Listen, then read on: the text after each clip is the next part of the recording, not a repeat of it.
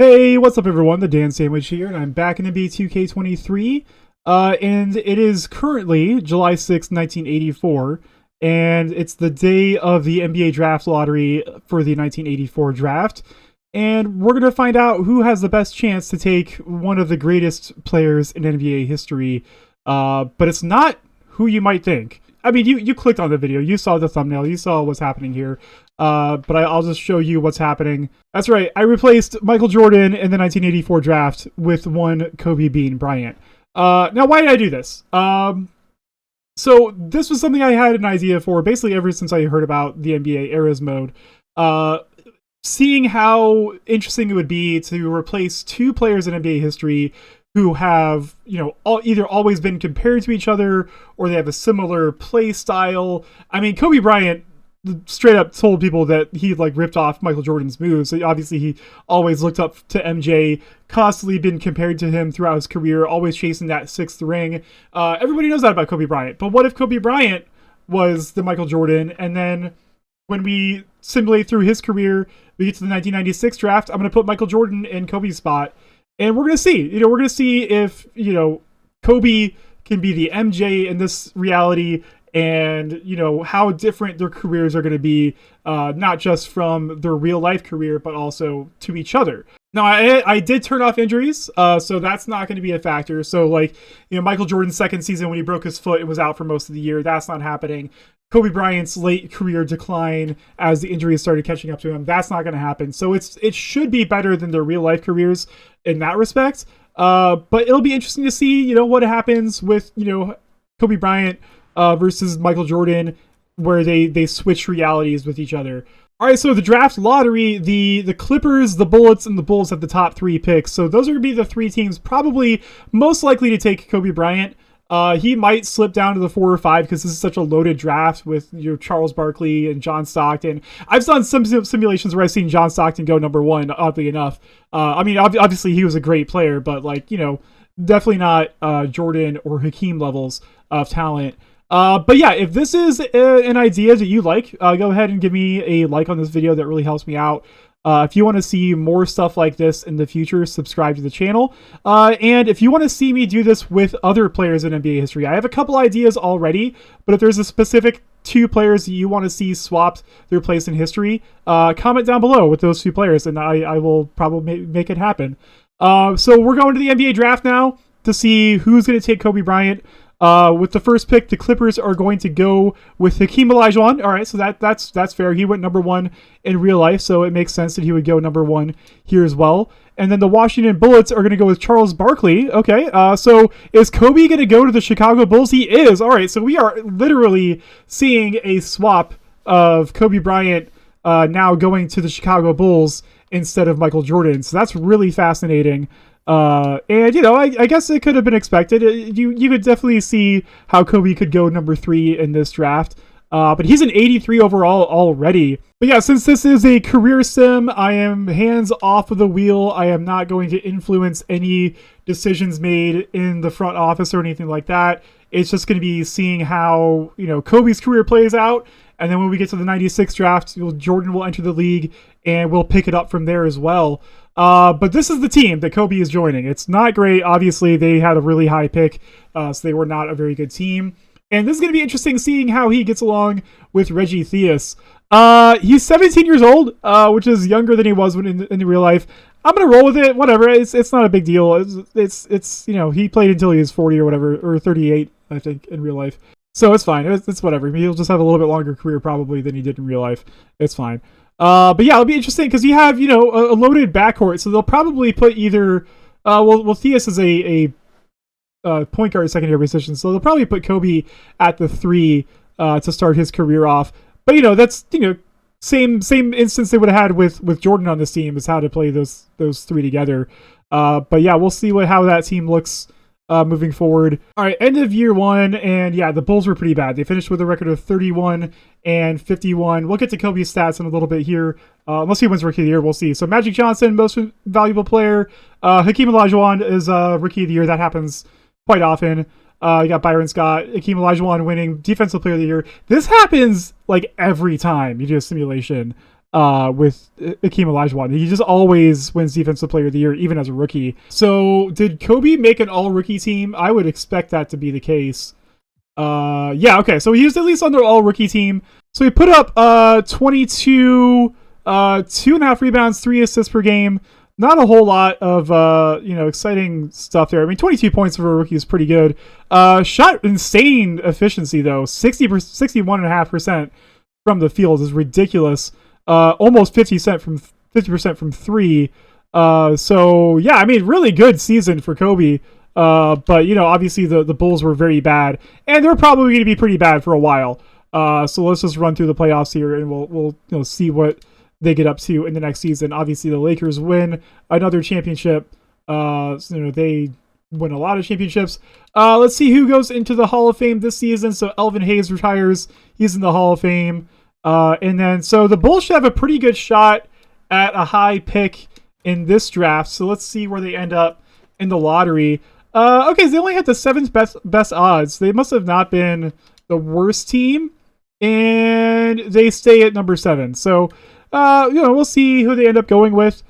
This is the Patrick Ewing draft, among some other players. I think is Karl Malone in this one as well. I think some pretty good NBA players. So number 1 pick, the Indiana Pacers go with Karl Malone, rocking that number 1 for Indiana, which is odd. And then you got Wayman Tisdale to the Kings, Chris Mullin to the Bullets. Okay, so is Ewing dropping all the way? Because Ewing dropped to the Bulls, that'd be nuts. Jumar's on the Rockets. He's not going to drop past, number 5. There's no way. Okay, yeah. So the Spurs, they get Patrick Ewing way ahead of getting David Robinson in real life. Xavier McDaniel to the Sonics. And then the Bulls are going to get Manute Bolo. Okay, so that's a solid option there to go with, and that should work out pretty well with Kobe Bryant having a good defensive presence in the paint. He starts out with a 75 overall, so that's pretty solid. Anything? Did we miss out on anyone? I mean, maybe could have gone with some of these guys down here, but I think Manute Bol's a pretty solid pick for the Bulls. Minute Bull on the Bulls. That's a that's a lot to. It's hard to say. All right, player progression here for Kobe's second season. He jumps all the way up to an 88 overall, jumping up 5 overall points, which is crazy. Minute Bull's gonna actually back up Dave Corzine, so that might not be a bad idea for him to start his career off behind a more established center for now. And with no injuries, this should actually work out pretty well for Bull's dad, if you want to call him that. But yeah, we'll simulate through this season and see where we are at the end of year 3. All right, so I pressed B to check the record, forgetting that it would just skip the awards screen. But yeah, Magic Johnson won MVP again. Kobe Bryant made All-NBA second team, so that's good for him. He averaged 27.4 a game. Up to about 3 rebounds a game. Assists stayed about the same, and his efficiency was about the same, shooting better from 3 even than he did the year before. So Kobe doing really, really great, but the Bulls were just garbage. Just one of the worst seasons I've ever seen in 2K. All right, Manute Bol at least made the all-rookie second team. Yeah, 16-66 is a terrible record. So yeah, they definitely have a lot of room to go. It took a couple of years for Michael Jordan to get on a good team as well, and the Lakers win another championship. No Hall of Fame inductees this year, so I'm just gonna skip right to the lottery. That should get us pretty good odds at a number 1 pick. Oh, and we have San Antonio's pick as well. So we have 2 shots at the number 1 pick here, and we have 2 picks in the lottery. And they drop all the way to 7. Oh my god, that's terrible. And then I guess, so the Spurs pick was the top 3 protected probably, or something like that. And they get the third pick, and we drop all the way to 7. So we have the best odds at the number 1 pick, and they drop all the way to 7, and they don't even get the pick they got from San Antonio this season, so it's even worse. That's rough, man. That's really, really rough. I can't remember offhand who goes in this draft, but we got Brad Daugherty going to the Rockets. Dennis Rodman to the Supersonics. That would have been good to have on our team. Jeff Hornacek on the Spurs with the third pick. The Spurs picked Hornacek over Price. That's just bad organization right there. Price goes to the Bullets, and then there's a trade here. So the Cavs are going to trade their 5th pick for Larry Drew and the Sacramento Kings' first pick in the 90 draft, and the Kings are going to use that pick to get Ron Harper. Arvydas Sabonis goes to the Kings, so the Kings got the 5th and 6th picks this year, and they go with Ron Harper and Arvydas Sabonis. He would have been good to have on our team as well. And the Bulls go with another center by the name of William Bedford, which I don't know. Is that a real guy? I don't actually know. I don't know every player that's ever been in the NBA, so I can't remember if that's a real guy or not. But he's a 76 overall. Now we have 2 young centers on the team, and neither of them are especially great, unfortunately. So we'll see how Kobe has been progressing, and if Manute Bol's gotten any better. So Kobe's up to 93 already. He's only 19 years old still, which is insane. He's a 93 overall this early in his career. We somehow got Detlef Schrempf. They must have traded for him. They drafted him. I guess they had another pick in the 85 draft, and so they drafted him with that pick. That's a solid player to have alongside Kobe Bryant. And then Manute Bol's improved a little bit. He's up to a 78 overall. But we got why do they have 3 centers all here in that 76, 77, 78 range? It doesn't really make any sense to me. But it's 2K. They're gonna do stuff. My prediction is that the Bulls are gonna be really bad again, but Kobe will probably win MVP or something like that. So because he's got to be one of the best players in the NBA right now. Let's take a look at see who the best players in the NBA currently are. So he's the 5th best player by overall in the NBA right now, which is nuts. And he's 20 now. Okay, so he's must have had a birthday, obviously. But yeah, you have Magic Johnson, who's on the Clippers now. So Magic switches from the Lakers to the Clippers, and they have Hakeem Olajuwon, right? That's nuts. Okay, so they're gonna be insane now. That's actually insane. Larry Bird obviously still on the Celtics. Isaiah Thomas, Moses Malone on the 76ers, and then Kobe Bryant, and then Hakeem Olajuwon on the Clippers. Dude, the Clippers are going to be insane. That's nuts. I can't believe that Magic left the Lakers for the Clippers. All right, I made that MVP prediction for Kobe before I actually saw what the Clippers were doing. And as you can see there, Olajuwon winning his first MVP alongside Magic Johnson. The Bulls did pretty solid, actually. They were 4 games under 500, but they're still good enough for the playoffs. So it'll be, Kobe's first playoff appearance in his career. And Hakeem Olajuwon gets another DPOY. And Kobe, All-NBA first team, averaging almost 30 points a game now, 29 points per game, up to 4.5 rebounds, 4 assists, steal and a half. Shooting splits down quite a bit. He's probably has a higher volume than he's had. Still shooting almost 60% from the field, which is just absurd.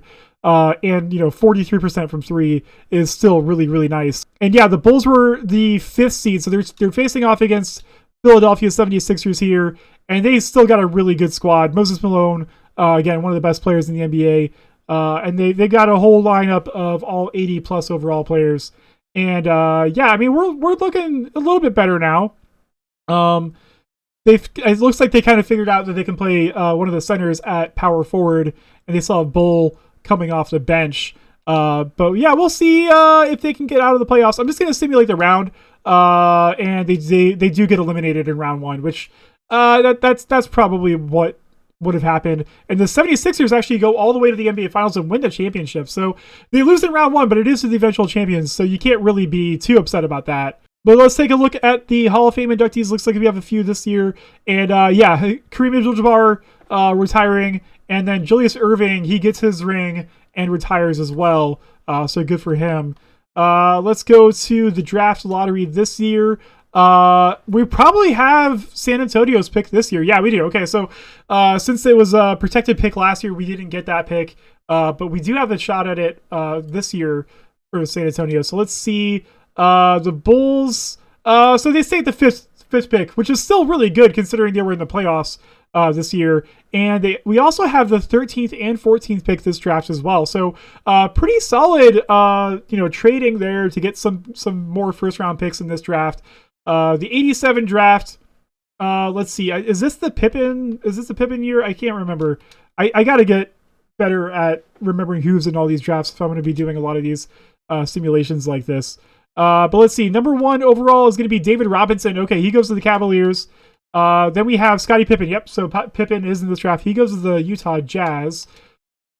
Derek McKee to the Bucks, and then Kevin Johnson to the New Jersey Nets. And the Bulls are going to take Horace Grant. Okay, so that's solid. He's a dependable power forward. And if I remember correctly, I think he played for the Bulls in real life, at least for a little while as well. Let's skip to our next pick, which is the 14th or 13th pick. That's right, because we have the 13th and 14th pick. And the Bulls are going to trade that pick for the Bucks' first round pick in next year's draft, top 10 protected, and then a second round pick in the year after that. And the Bucks are going to go with Lonnie Mullen, who looks like an auto-generated guy. And the Bulls are going to take Muggsy Bogues with their 15th pick, or 14th pick, that is. So shortest player in the NBA history now on the Bulls, and much like real life, playing alongside Manute Bol, which eventually did happen when Muggsy joined the Washington Bullets later in his career. So that's really fun. We have the tallest and shortest players to play in NBA history on the same team. All right, on to player progression here, and Kobe, starting to tail off a little bit, but he's at 95 overall now. And Manute Bol has jumped up to an 81, so that's actually really good progression for Manute. He should be the starting center now without dispute moving forward here. And Deflet Schrempf also jumps up to an 81 overall. So, we're starting to get a little bit of a squad here. It's tough because Muggsy is now going to be our starting point guard. Who, 5'3", maybe not the best option for a starting point guard, but he did start quite a few games in real life as well. And then we have Horace Grant down here. It's actually interesting that Muggsy has a higher overall than Horace Grant does, despite the fact he was a higher draft pick. So, we're getting a pretty decent squad now as well. So let's go to the next season, see who the best players are in the league going into the 1987 season. All right, start of the 1987 season, we have the top best players in the league. We have Magic Johnson is still here with, he's still the best player in the NBA. Larry Bird is still the second best, but Kobe now is the third best player in the NBA, tied with Olajuwon and Thomas as well. So, that should bode pretty well for Kobe. Again, he's only 21 years old, so he's got a long way to go for his NBA career. All right, end of year 4, and Kobe the Bulls had their best season since we started the simulation. They won 50 games this year, which was good enough for the third best record in the East, I think. Hakeem Olajuwon wins another MVP. Get used to seeing that. That dude he wins a ton of MVPs when you do these simulations. David Robinson was Rookie of the Year. Byron Scott gets another Sixth Man of the Year. Hakeem gets another Defensive Player of the Year. And Kobe, All-NBA first team once again, averaging almost 34 points a game. So that he's something else right now. And then he also, again, close to 60% from the field, 53% from 3, and almost 80% from the free throw line. His rebounds and assists are steadily climbing up as well. So yeah, he's having an awesome career so far. And yeah, the Bulls were the third best team in the East, and they're facing off against Detroit, who still have a lot of the bad boys left there, including Isaiah Thomas, who's a 96 overall. Good luck guarding Isaiah Thomas, Muggsy Bogues. That's a tough matchup there. But we'll see if we can make it out of the first round this year.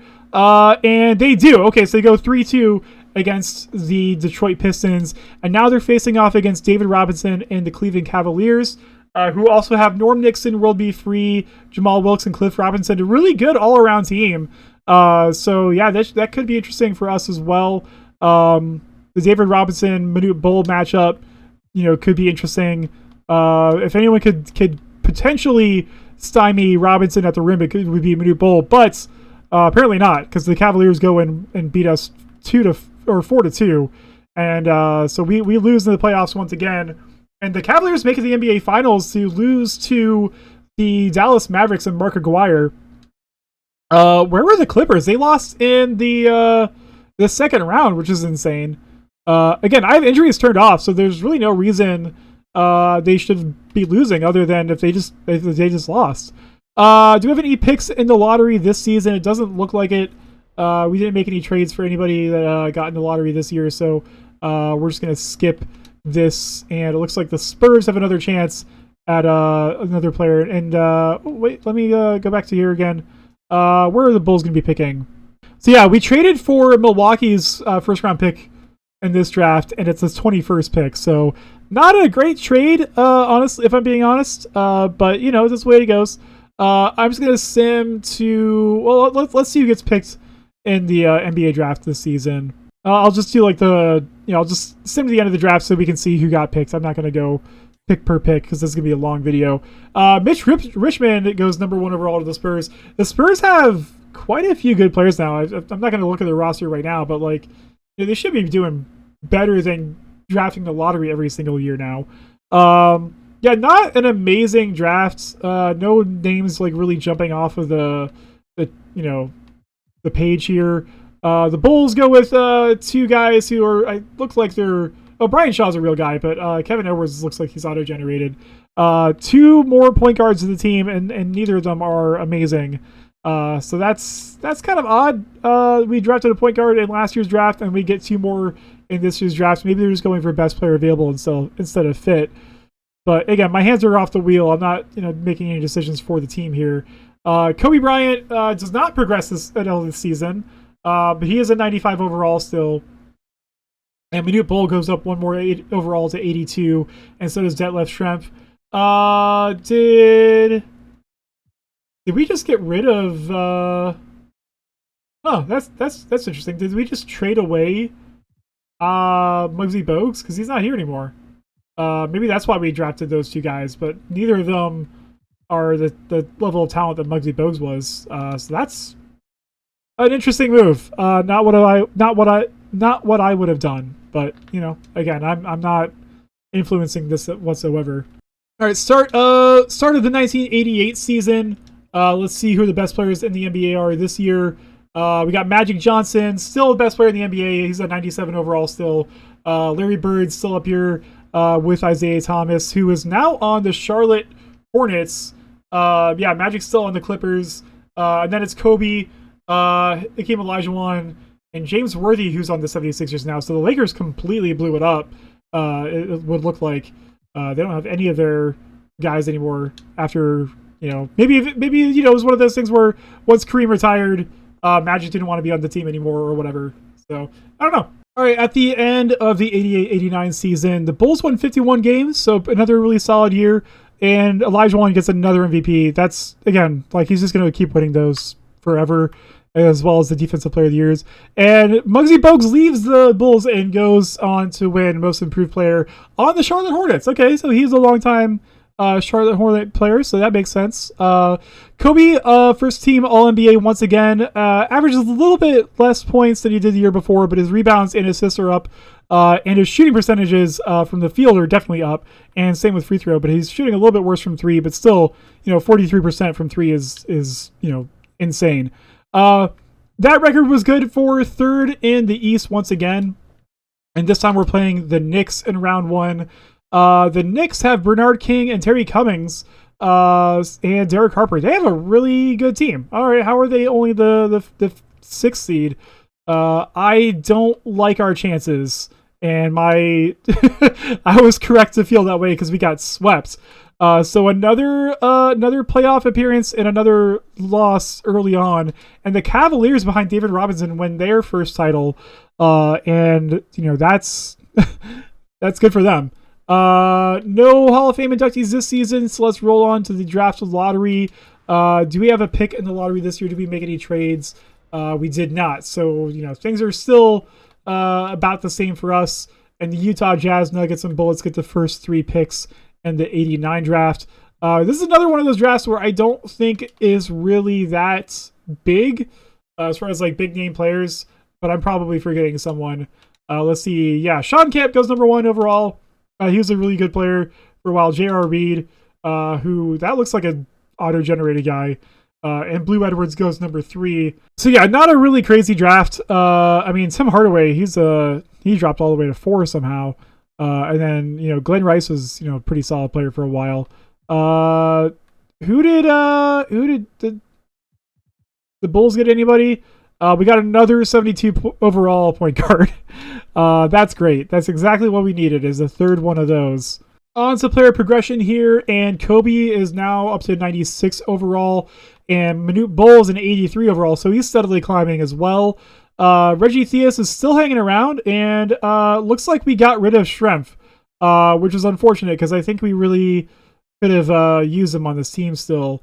Horace Grant's doing pretty well. He's up to 81 overall as well. But the thing is, like, we just don't have a point guard. Like, these are our point guards. All 3 of these guys are just really, really not impressive. So it's tough. It's tough to win in the NBA without a good point guard, especially in this era. All right, start of the 89-90 season.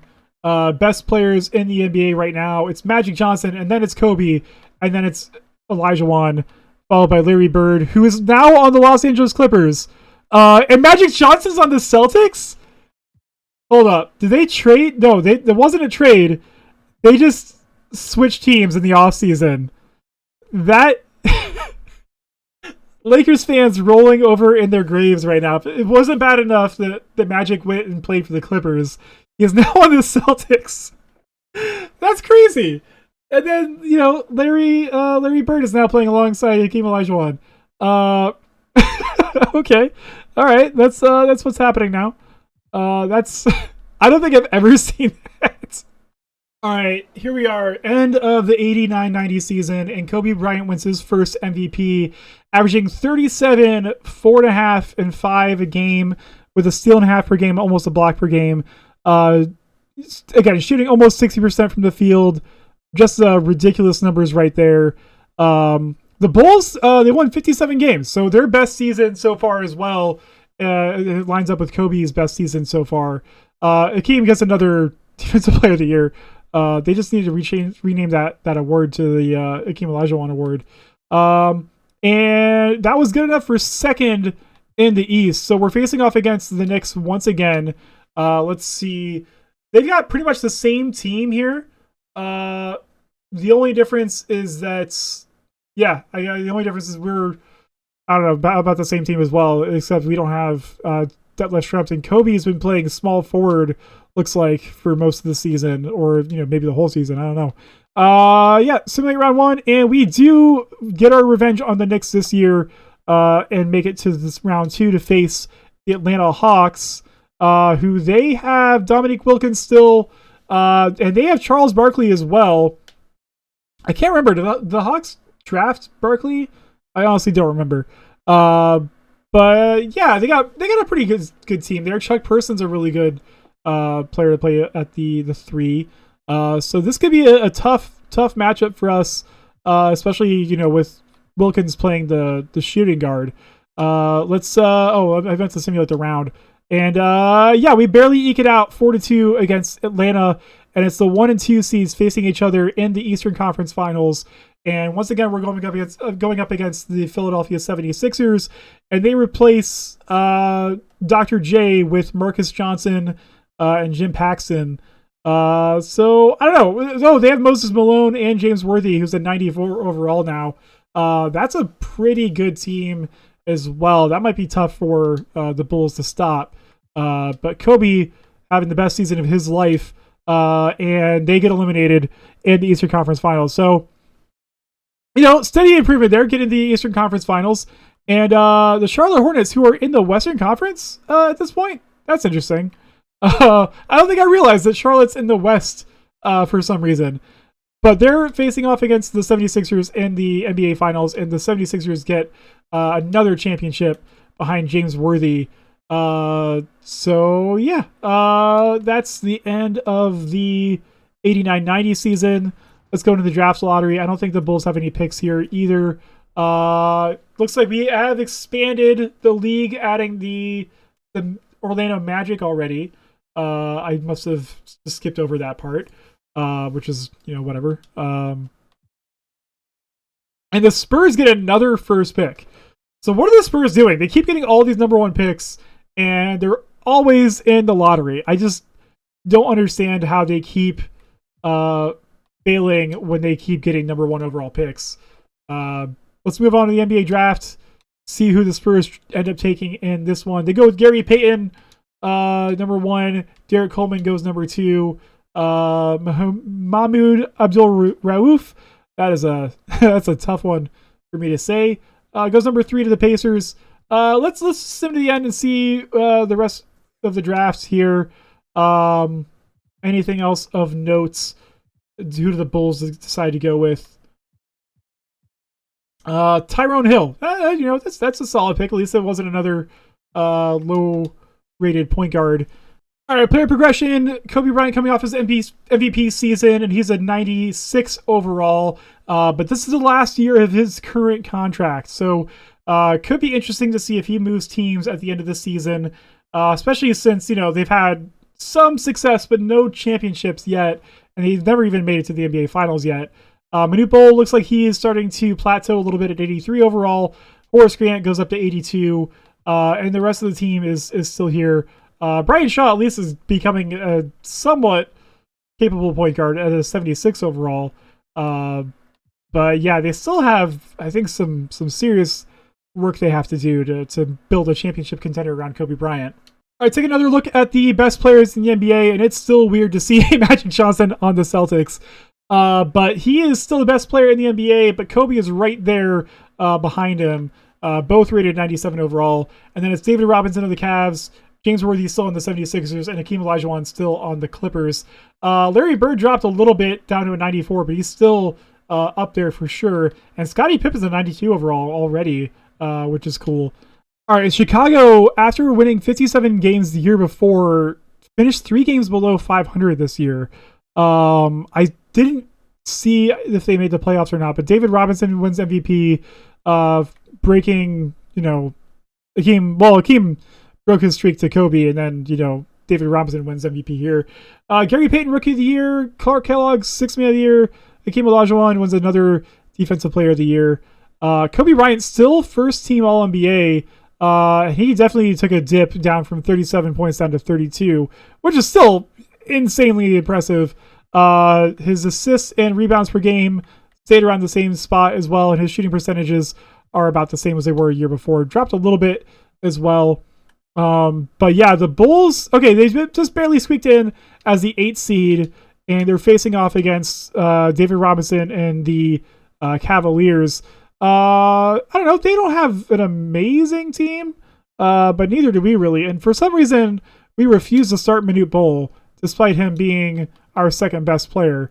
But we end up sweeping the Cavaliers and making it out of round 1. Which is a big surprise.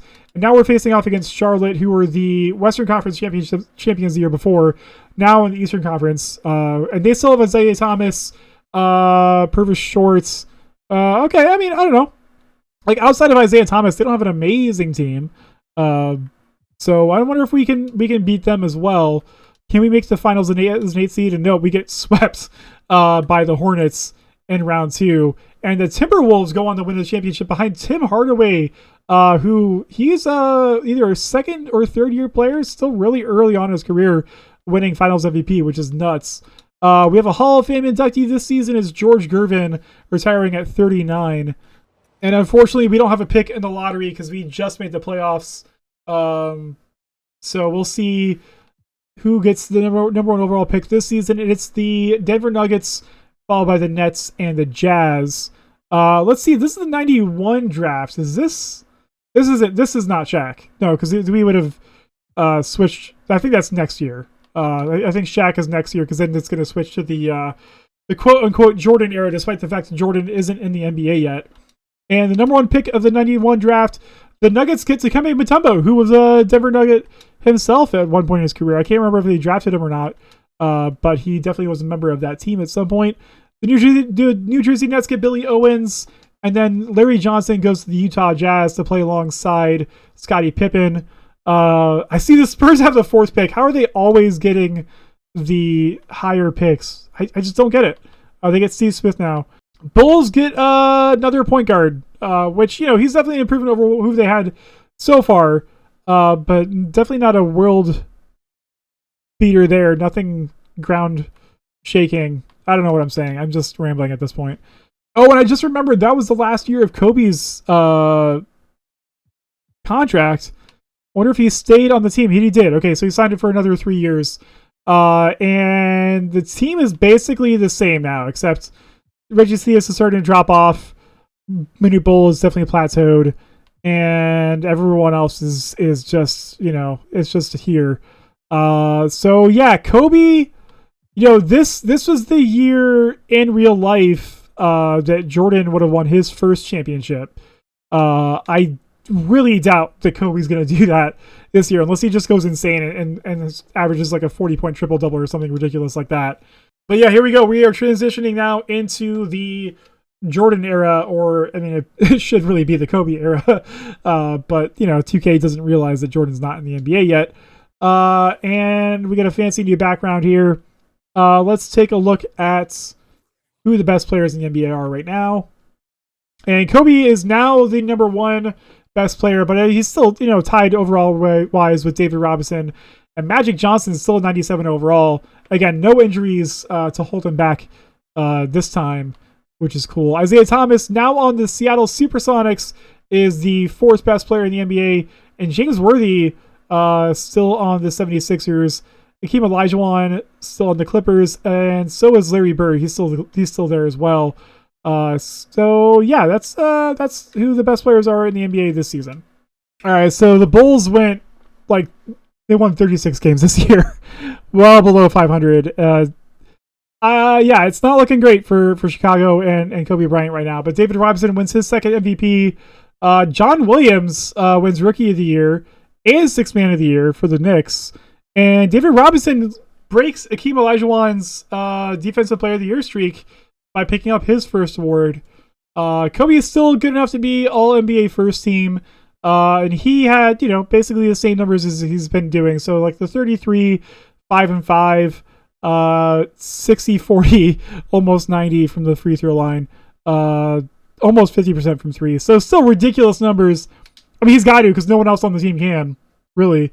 And Bulls didn't even sniff the playoffs this year, so we're just going to skip ahead. And the Cavs win another championship behind David Robinson. Let's see who goes to the Hall of Fame this season. It's Alex English. And then, so we should have a pick in the lottery this year. Shaq would be just perfect for this, right? Kobe and Shaq again? I don't think it's going to happen this time. We only have the 7th best odds. We jump up to number 2. Okay. All right. Still probably won't be Shaq, but should definitely be getting Kobe some help. And the Pacers get the number 1 pick, who, let's hope that Indiana is stupid and doesn't take Shaq number 1 overall. But of course they do. Obviously that's why wouldn't you do that? And then, okay, all right, Alonzo Mourning. That's not a bad second prize in this draft, and that's I can definitely be happy with that. Alonzo Mourning, Hall of Famer in his own right, 81 overall. So yeah, I wonder. They're probably still going to start him over Manute Bol because for some reason they really just don't want to start Manute Bol on the team. But that's a really good pickup for us. He could technically play power forward alongside Manute if they ever decided they want to start him. And now on to the player progression. We still have 3 centers on our team, and that's a problem. But Alonzo Mourning here, that should be pretty good for us moving forward. Kobe's still 97 overall, and the team is still here. It's still not looking amazing. All right, at the start of the 92 season, Kobe Bryant is still the best player in the NBA alongside David Robinson. Akeem is still up here at 96, and he's on the Celtics now. So is Magic Johnson still... Magic Johnson goes back to the Lakers. That's wild. So Magic's went from the Lakers to the Clippers to the Celtics and back to the Lakers. That's really... I don't even know what to say about that. But Akeem is now on the Celtics. Isaiah is still on the Supersonics. Worthy's still on the 76ers. Pippen is still on the Jazz. All right, so yeah, we'll have to look out for Akeem Olajuwon on the Celtics now. All right, and so this year Chicago finished 4 games above 500. They have won 43 games. Not an amazing season either. David Robinson of the Cavs, though, he's still killing it, winning another MVP for them. Shaquille O'Neal, obviously Rookie of the Year. John Williams switches to the Celtics, and he's also the 6th Man of the Year again. And Hakeem breaks his streak of not winning Defensive Player of the Year and picks up another award on the Celtics. Kobe still first team All-NBA. And his points per game dropped, the lowest we've seen for him in a while, down to 30 points a game, but still averaging 5 and 5 in rebounds and assists. Normal shooting splits there, kind of what you expect from him. And yeah, Chicago barely made the playoffs down at the 7th seed, and they're facing Hakeem Olajuwon in the Boston Celtics, who they still have Kevin McHale. They have Purvis Short. That's a tough matchup. And yeah, we still refuse to to start Minute Bull. So I don't know what that's about. But anyway, I don't expect us to win, and we don't. So another playoff exit and another championship for the Cleveland Cavaliers and David Robinson. He's just that guy. Hall of Fame inductees this season: Moses Malone retires, and so does Jack Sikma. And we're going to move on to the draft lottery. I don't think we have a pick in the lottery this year either, because we did make the playoffs, and yeah, they didn't trade for anybody to get another pick. But the Bucks get number 1, followed by the Nuggets and the Kings. All right, number 1 pick goes to the Bucks, and they get Penny Hardaway. And then the Nuggets go with Jamal Mashburn, and the Kings are going to get a trade for Ralph Sampson, and the Magic get Isaiah Rider. So that's not an amazing pick either. Yeah, let's just some of the end of this one. I probably could have seen that coming. Yeah, outside of Hardaway, I mean, Mashburn was a solid player in the NBA for a while, and he usually does pretty well in the simulations. But who do the Bulls end up going with? Dick Goodwillie. What a name. All right, so we got Dick Goodwillie on the team. Good for us, I guess. I feel like Dick Goodwillie is the name of a porn star. It's got to be. Someone's got to be named Dick Goodwillie as a porn star. But anyway, Kobe Bryant, still 97 overall. Alonzo Mourning jumps all the way up to 85. And it looks like Manute Bol is no longer on the team. He got fed up of not being in the starting role, and I don't blame him. But now we've got a pretty decent core here behind Kobe, Zoe, and Tyrone Hill. So I don't know. We've got a shot. We still need a point guard. Brian Shaw, he's solid, but he's maybe a better job at point guard. And we're gonna be starting Rory White, who's 33 years old, at small forwards. That's another area where we could probably use some improvement there. But behind Kobe, maybe he has another MVP season in him yet. But we're slowly creeping ever closer to Michael Jordan entering the NBA and probably changing things up quite a bit. All right, see who the best player in the NBA this season is. It is still Kobe Bryant, and David Robinson's still 97 overall as well. Akeem Olajuwon is a 96. Magic Johnson's still up here, even at 34 years old, and so is Isaiah Thomas. It's pretty much the same as what we've seen so far. Karl Malone, we haven't seen him do much. He's on the Clippers now as well. But yeah, that's the one thing. Every time I do a simulation, it's like Karl Malone, John Stockton never really do anything in these simulations, despite having excellent careers in real life. I find that really fascinating. All right, in Shaq's second season, he wins MVP. That's crazy. The Bulls had a pretty solid season, I guess. They finished like 3 games above 500. They had like 43 wins or something like that. Nothing insane. I was really hoping that Kobe would have like another like MVP in him. Calbert Cheaney wins Rookie of the Year over like Penny Hardaway and guys like that, which is weird. Hakeem Olajuwon gets another DPOY. That's to be expected at this point. Kobe All NBA first team again. He signed an extension for 4 more seasons, so he's going to stay on the Bulls. And he averaged less than 30 points for the first time in his career since his 3rd season in NBA. It's actually his lowest scoring total since his 2nd year, which is crazy. Maybe Morning's taking more of his touches and he's not scoring as much. But his assists are up a little bit. Shooting splits about the same. But yeah, Kobe, like so far, he's just been one of those guys who just gets a lot of stats. Goes to the playoffs and gets knocked out pretty early. Facing the New York Knicks in round 1, they have Sam Bowie as their starting center. That's fun to see. He's still in the NBA. Terry Cummings and Sean Kemp. And yeah, we got, I don't know. I don't like this matchup for us at all. Once again, I don't predict us getting out of the round 1. Yeah, we get swept. So yeah, another year, another round 1 exit for us. And the Knicks actually do end up going on to win the NBA championship behind Sean Kemp, which is pretty crazy because I don't think I've ever seen that happen. Hall of Fame inductees this season. Let's see who's making the Hall of Fame. We got quite a few with Adrian Dantley, Sidney Moncrief, Bernard King, and Marcus Johnson. None of those guys really making much noise in the simulation we've done so far. Once again, moving on to the NBA draft lottery. We don't have another lottery pick this year unless we traded for someone, and we do not. So once again, we're just missing out.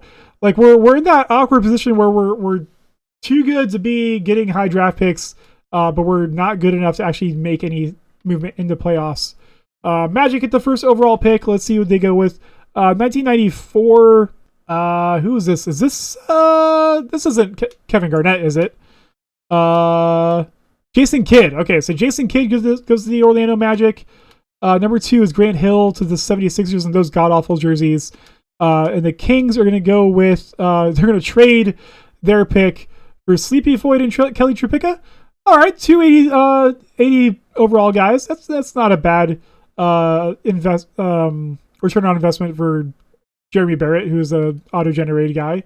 That's actually a pretty good trade for them. But let's see here. If there's anybody left on the board that they probably could have gone with. Glenn Robinson is 80 overall. That's crazy. Who did we get? We go with Jalen Rose. All right, so Jalen Rose, real life Chicago Bulls player, and he is joining the team as well. We did need a solid small forward, and it's funny that Jalen Rose is on this team because he's the guy who was guarding Kobe during Kobe's 81-point game, which I haven't even looked at Kobe's like stats yet to see like what his game high was and things like that so far. Kobe is now starting to regress at age 27.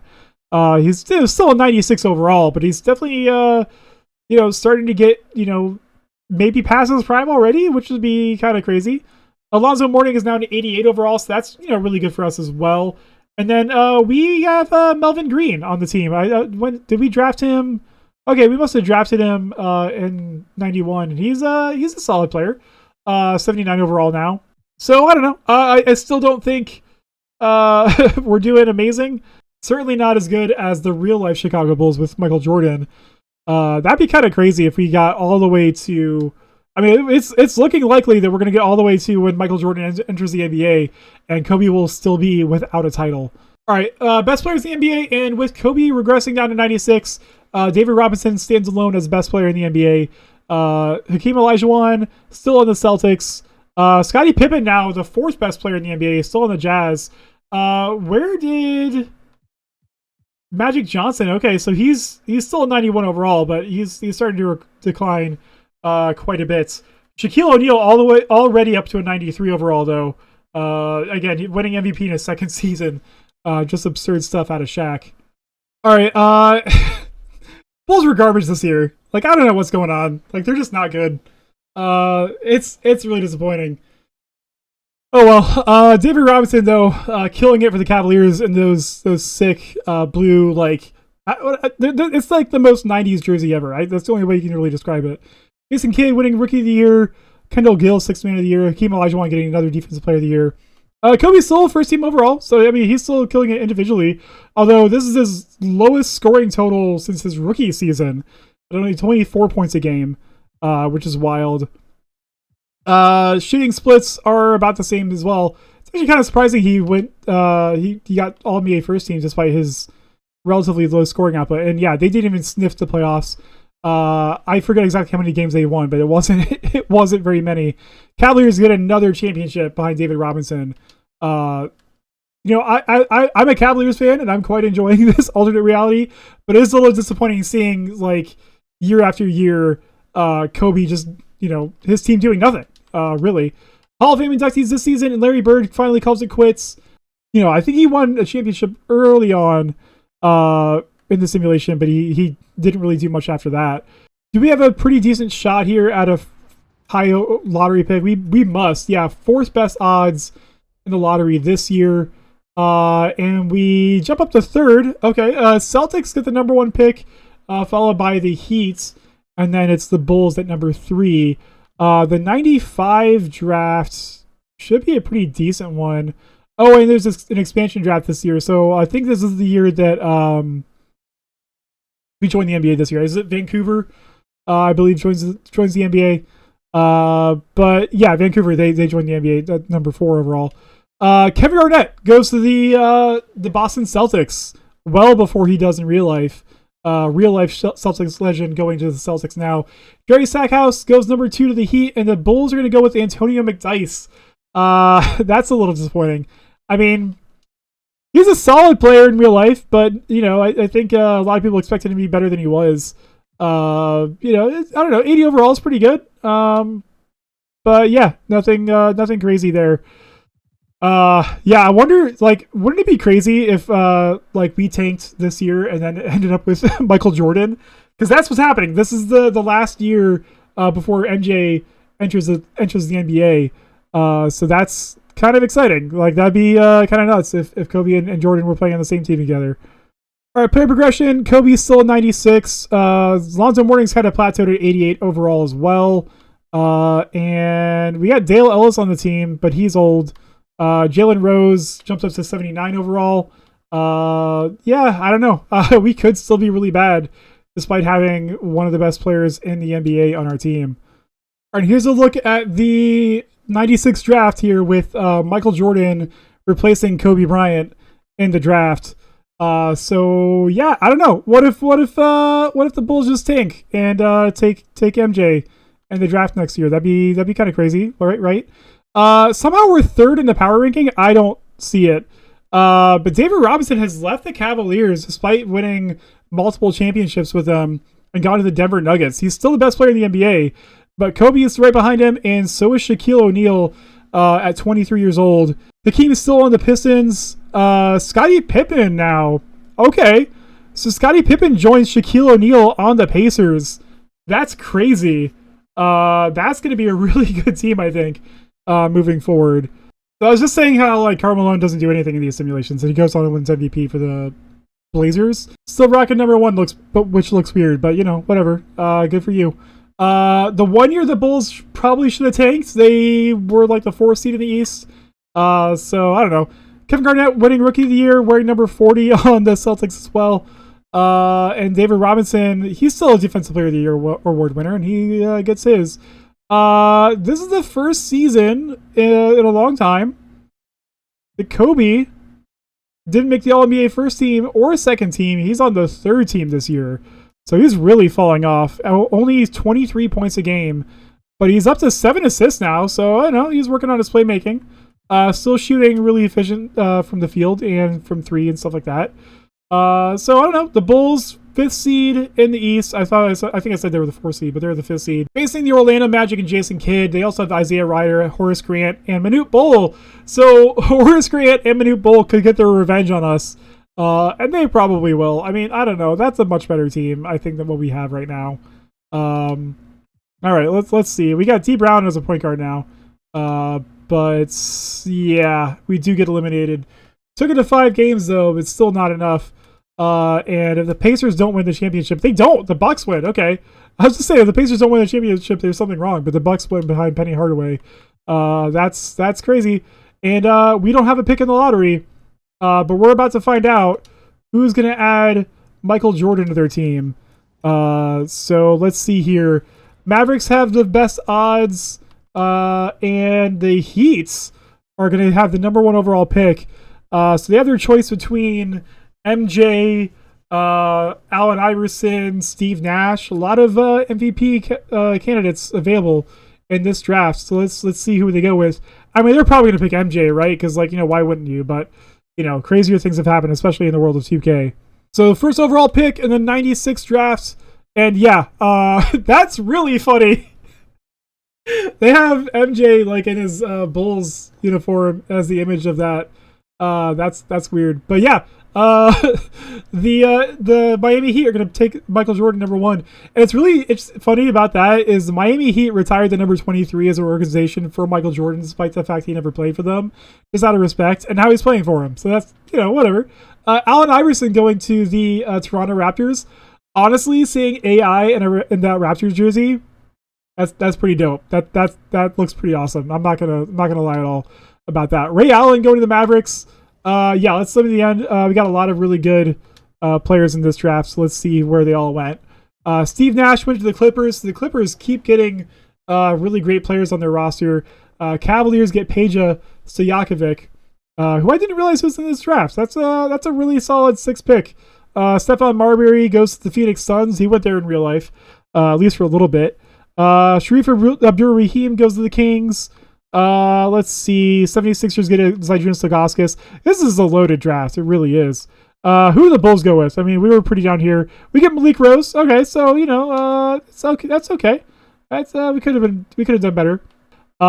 So yeah, let's see what the Heat look like right now by adding Michael Jordan.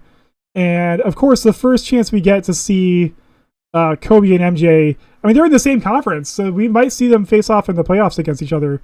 That would be pretty cool. This is the Chicago Bulls, though. Kobe's still 96 overall. Lonzo Mourning getting up to an 89 now. Jalen Rose up to an 82. So I don't know. They're a better team this year than they were the year before, I think. But I still don't see them winning a championship. Kobe's 29, and he hasn't even made it to the finals yet. The Miami Heat, however, they've got Kenny Anderson, Michael Jordan, Cliff Robinson, Jerry Stackhouse, who played alongside Michael Jordan in his Wizards tenure, so that's fun. Honestly, I feel like the Heat probably have a better team. Well, they have a better backcourt. Their best center on the team is a 69 overall, which is pretty nice, but not, NBA starting center level nice. I mean, they could maybe play Cliff Robinson. They got Cliff. Wait. What? They have the real Cliff Robinson, and then they have like what? That's so weird. I don't even know what to think about that. Okay, all right. I guess they have 2 Cliff Robinsons. All right, whatever. Anyway. Let's advance to the next season, and let's see if Kobe and MJ find each other in the playoffs. That'd be kind of crazy. David Robinson's still on the Denver Nuggets, and he's still the best player in the NBA. But Shaq is tied him now with 97 overall, still on the Pacers. Kobe, at 30 years old, is still the 3rd best player in the NBA, still on the Chicago Bulls. Scottie Pippen is 93 overall. Hakeem Olajuwon still on the Celtics, 92 overall. Sean Kemp is still on the Knicks at a 92 overall. So those are your best players in the NBA at the start of the 96 season. All right, so let's see here. Shaquille O'Neal wins MVP again. Michael Jordan was Rookie of the Year, averaging a pretty pedestrian scoring total for Michael Jordan, 23, 4, and 5. That's actually pretty similar to Kobe's rookie season numbers. Even the shooting percentages, 3-point percentage not withstanding, pretty close to what Kobe did in his rookie year. David Robinson wins Defensive Player of the Year again. All-NBA first team. Kobe goes to All-NBA second team, and Jordan is on the All-NBA third team. And the Bulls were the number one seed in the East, and the Heat didn't even make the playoffs unless no, they're not in the West for some reason. No, they're still in the East. So the Heat didn't even make the playoffs this year, but the Bulls were the best team in the East. So yeah, I don't know. Could Kobe finally get his championship with Jordan in the league? They make it out of round one, sweeping the Cavaliers in 3 games. Now they're facing off against the New Jersey Nets in round 2. They have Fat Lever. Is it Lever or Lever? I can never remember. They got Daniel Marshall, the one-time record holder for 3 points made in a game. I don't know. I think we should be able to beat this team, right? Let's see. Let's simulate the round. And yeah, another sweep there. And fortunately, we're not having to face either Indiana or Orlando I don't know. Orlando had Jason Kidd, who knocked us out earlier. But we're going up against the Milwaukee Bucks, who have Penny Hardaway, Derek McKee, Danny Manning. Okay, they got a pretty solid team. I think they won the championship pretty recently, right? Can we make it to the NBA Finals? And no. So we still can't make it to the NBA Finals with Kobe Bryant, which is a real shame. Karl Malone was the championship. It's a real shame that Kobe, he just has not been able to get to the NBA Finals, no matter what he does. But the Miami Heat missed the playoffs, so they've got a chance at a high lottery pick. I didn't even check to see what their record was, but I guess it wasn't that bad because they have the 10th best odds to getting the number 1 pick. So let's see. The Heat are going to get the 10th pick, and the Bulls, with the 27th pick, so nothing crazy there. Oh, Tim Duncan. Duh. How could I forget about that? Tim Duncan goes to the Pistons, wearing 13, which is all right. Tim Duncan. Keith Van Horn goes to the Mavericks, and the Spurs get Tracy McGrady. All right, so a couple of really great players in this draft apparently. Did the Bulls get anybody the Heat? He gets somebody by the name of Tom Barrett. Looks like a auto-generated guy, and the Bulls are gonna get Austin Crocier. So on the Bulls, Kobe Bryant's still 96. McDyess is up to an 86 overall now, and Jalen Rose. So I don't know, their team's looking a lot better now. If they could only do anything of note. Jordan's already a 90 overall though in his second season. Kenny Anderson is still solid. So is Jerry Stackhouse. One of the Cliff Robinsons still pretty good. All right, at the start of the 98 season, the best player in the NBA is still David Robinson. Kobe's still number 2 behind him, followed by Shaquille O'Neal, Jason Kidd, and Scottie Pippen. They're still on their same teams. Sean Kemp has gone to the Los Angeles Clippers, and Gary Payton is on the Minnesota Timberwolves now. So the Spurs could have had Gary Payton and Tracy McGrady, but they let Gary Payton go. Olajuwon is still on the Celtics. Larry Johnson is a 91 overall now on the Utah Jazz. And those are your best players in the NBA this season. All right, Jason Kidd wins MVP this season. Tim Duncan, Rookie of the Year. John Williams, who is this guy? I don't even know who this guy is. We won 6th Man of the Year a lot. David Robinson, Defensive Player of the Year. Bulls were the 4th seed, I think. This year, All-NBA first team. All-NBA second team. Michael Jordan gets the second team selection over Kobe Bryant, averaging 25, 5, and 6. Kobe Bryant doesn't even make an All-NBA team. So Kobe definitely starting to decline a little bit.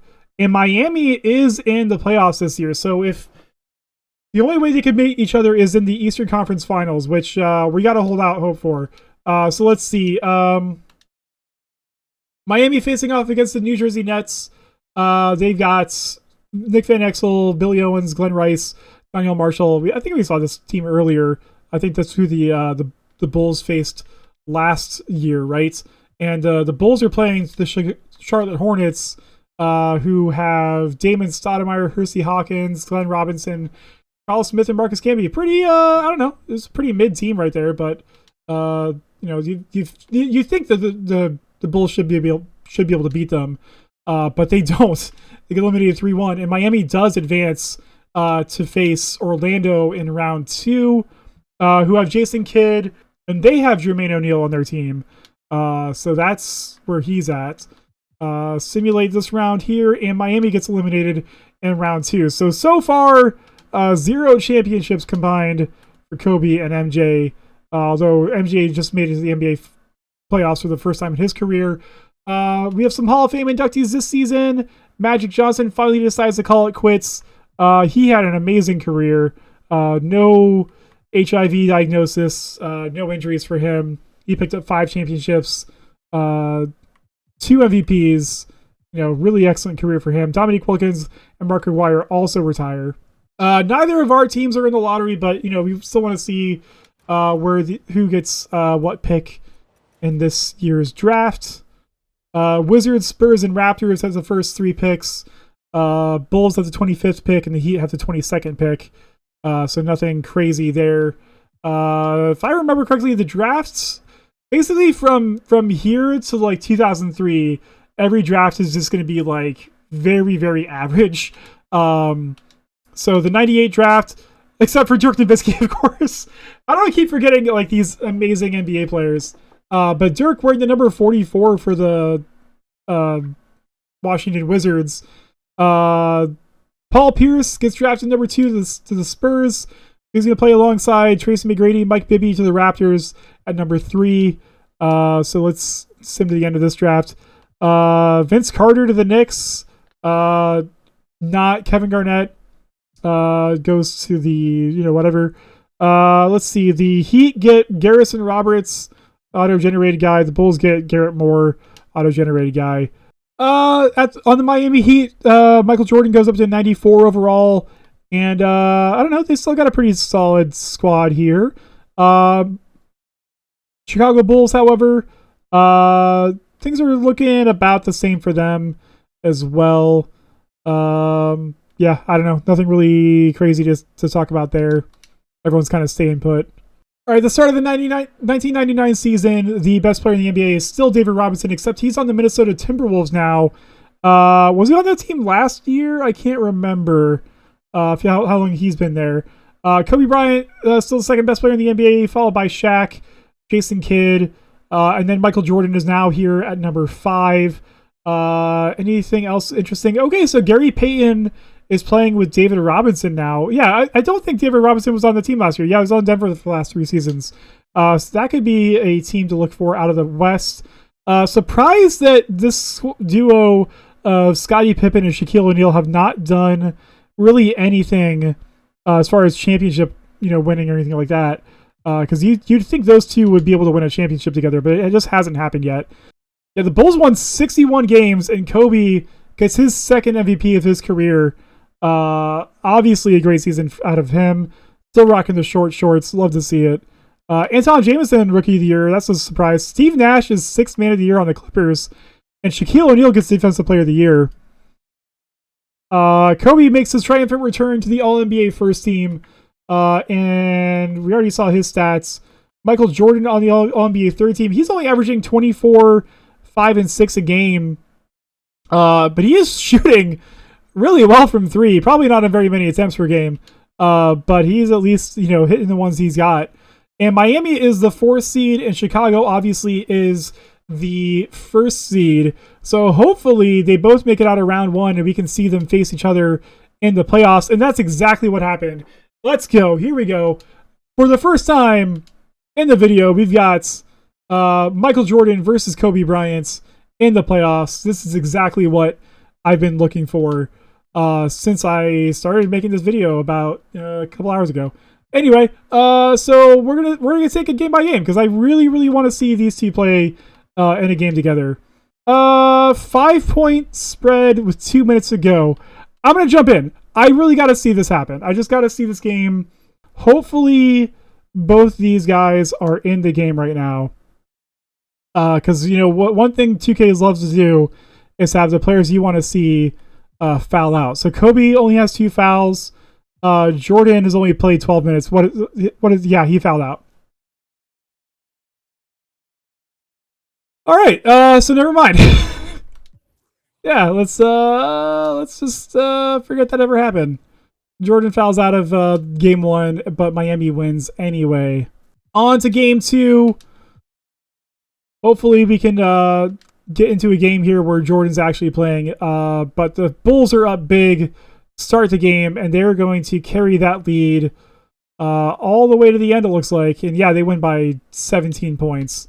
All right, so on to game 3. And it's fairly close here in the third quarter. Actually, very, very close. Going back and forth here a couple times. Tied up here in the fourth. 2 points lead for the Bulls right now. Yeah, it's really close. Yeah. All right. Miami up 140 left in the game. He has 4 fouls, so he's not fouled out. Kobe Bryant still looks like he's in the game. Yeah, okay, perfect. All right. So, all right. It's the first time we got Kobe and MJ facing off against each other. All right, Kobe at the free throw line right now, taking a free throw to put Chicago up here in the fourth quarter. And he is going to make that one. Second shot here. And that's also good. So Chicago now up 1 point. Jordan bringing the ball up the court for the Miami Heat. All right, Jordan bringing the ball up the court for the Miami Heat. Driving pump fake right there. Back out to Anderson. Over to Stackhouse for 3. Knocks it down. Big shot by Jerry Stackhouse. Putting Miami up by 2 points here. Kobe bringing the ball up the court. He is winded. He's got the Gatorade logo going on. He gets a screen from Mourning. Pulls up for a 3 for his own. And that's no good. Nice open look for Kobe for 3. But is not able to knock it down. Jordan bringing the ball up the court now. Driving. Tough layup attempt there. And he is not able to knock it down. And Smith gathers the rebound and follows up with a putback of his own. Miami now up 4 points, 1 minute to go. I just now realized my face is covering up the scoreboard. Kobe in the post, pump fakes once again, back out to Mourning. He gets it back out to Rose on the wing, gets a screen from Mourning, pulls up from mid-range, and is not able to knock that down. Alonzo Mourning, though, with the offensive rebound and the putback, and one. Big shot by Alonzo Mourning there, getting the rebound and the foul. Can he hit the free throw? He does. Chicago back within 1 point, 42 seconds left in this one. Kenny Anderson bring the ball up the court now. It's a screen from Stackhouse. Back out on the wing to Cooper, who misses a wide open 3. Fight for the rebound. Chicago gets it. Now bringing the ball up the court. Kobe, spin move down in the post. Spins. Gets all the way to the basket for the easy layup. And Chicago's back up by 1 with 21 seconds in this one. This is a crazy game. This is exactly what I wanted to see. This is awesome. I waited, like 14 seasons for this? All right, Miami inbounding the ball here. 21 seconds left in this one. Trying to get it to MJ, and they do. He's got it at the paint. He drives immediately. They could have gone for the game-winning shot here, but they decide not to. And it's out of bounds off Miami. So Miami completely blows their chance at getting the game-winning shot here. And they just give it up to Chicago. So they're probably going to foul on the inbound pass here. I don't know what the foul situation is like because this old scoreboard doesn't actually tell you. They're going to get it. They're going to try to get it back into Kobe here. Obviously, a great foul shooter. And yeah, they go ahead and foul him right there. That will probably be the game. If Kobe knocks down these 2 free throws, unless Jerry Stackhouse has another clutch 3-pointer in him, this is likely going to be it for this one. Yeah, Kobe knocks down both shots. Miami's got to go for 3 here. They did not advance the ball. Get it to Kenny Anderson, who pulls up from deep, clanks it off the back rim, and that's going to be it for this one. Chicago takes game 3. Is this game 3? I don't remember. But yeah, Chicago takes it. And let's see. Jordan had 29 and 15 assists with 4 steals and 2 blocks. Kobe had 36 points and 10 assists. Both those guys putting up big assist numbers. Not what they're known for usually. But Chicago, yeah, takes game 3. That was exciting for sure. All right, jumping into game 4. Can we get another exciting game here? It looks like it's still pretty close, but Miami going up early, and they're going to hold that lead Yeah, they're up by 4 points here in the fourth quarter. Oh, it's tied 107-107. 2 minutes to go. We're jumping in again. Oh man, this is awesome. Yeah, like this is exactly what I was hoping would happen. Miami inbounding the ball. It's all tied up at 107 with 2 minutes left in the game. Jordan's out there. So is Kobe. Jordan over in the corner, guarded by Kobe, and he goes out of bounds. That's unusual. And did they just sub Kobe out for Jalen Rose, or what's happening now? Oh no, Kobe's still out there. All right, everything's good here. They're gonna get out to Jalen Rose on the wing here. Kobe with it. He's always tired. He probably plays a ton of minutes every game. He pulls up from mid-range, and he clanks that off the back rim. Rebound out to Anderson. Over to Jordan on the wing. He's driving on Kobe. Kicks it back out to Robinson. Over to Anderson at the top of the key. Jordan with it now. Guarded by Kobe. Stackhouse down to Smith, who pulls up a tough left-handed hook shot over Mourning. Does not go. I just saw Alonzo Mourning has the 3-point logo next to his name. I gotta see this. I'm pausing this very exciting game. Alonzo Mourning is an 87 3-point shot. That's absurd. That dude is not a 3-point shooter in real life. All right. Anyway, can we see Alonzo Mourning take a 3-pointer in this game? That'd be crazy. Jalen Rose gets wide open for his own 3, and he knocks that one down, putting Chicago up by 3 points now. Kenny Anderson bringing the ball up now. Let's see what they're going to do with 1 minute to go here. Spin move, drive, flashy pass, and oh! Alonzo Mourning with the catch block. Oh my goodness. Eliminating that shot completely. Just ridiculous. Kobe spin move down the lane. Fouled by Jordan. And he should be able to knock these free throws down. Kobe gets the first one to go. Second shot is good, and now they are up by 5 points with less than a minute to go. Miami's got to do something crazy here. We haven't really seen Jordan do much so far. He's getting double teamed, though. That's probably why.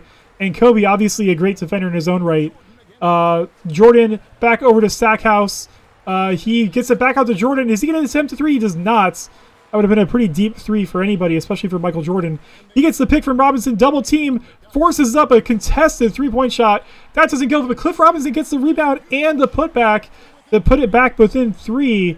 And the Heat are going to foul here. It's so weird saying Miami Heat and like intending it to be Michael Jordan's team when the Bulls are also playing. It's just a really, really weird thing to talk about. Chicago's back up by 5 points. That's probably going to be the end of the game now. But yeah, that was a pretty crazy finish there. Kobe winning it basically for his team, and they're up 3-1. Likely going to be it for Miami, but maybe they can pull off a 3-1 comeback here. Miami looking pretty good in this one. Yeah, they're up by 13 points now. And yeah, they're going to handily take game 5 to bring it within 3-2.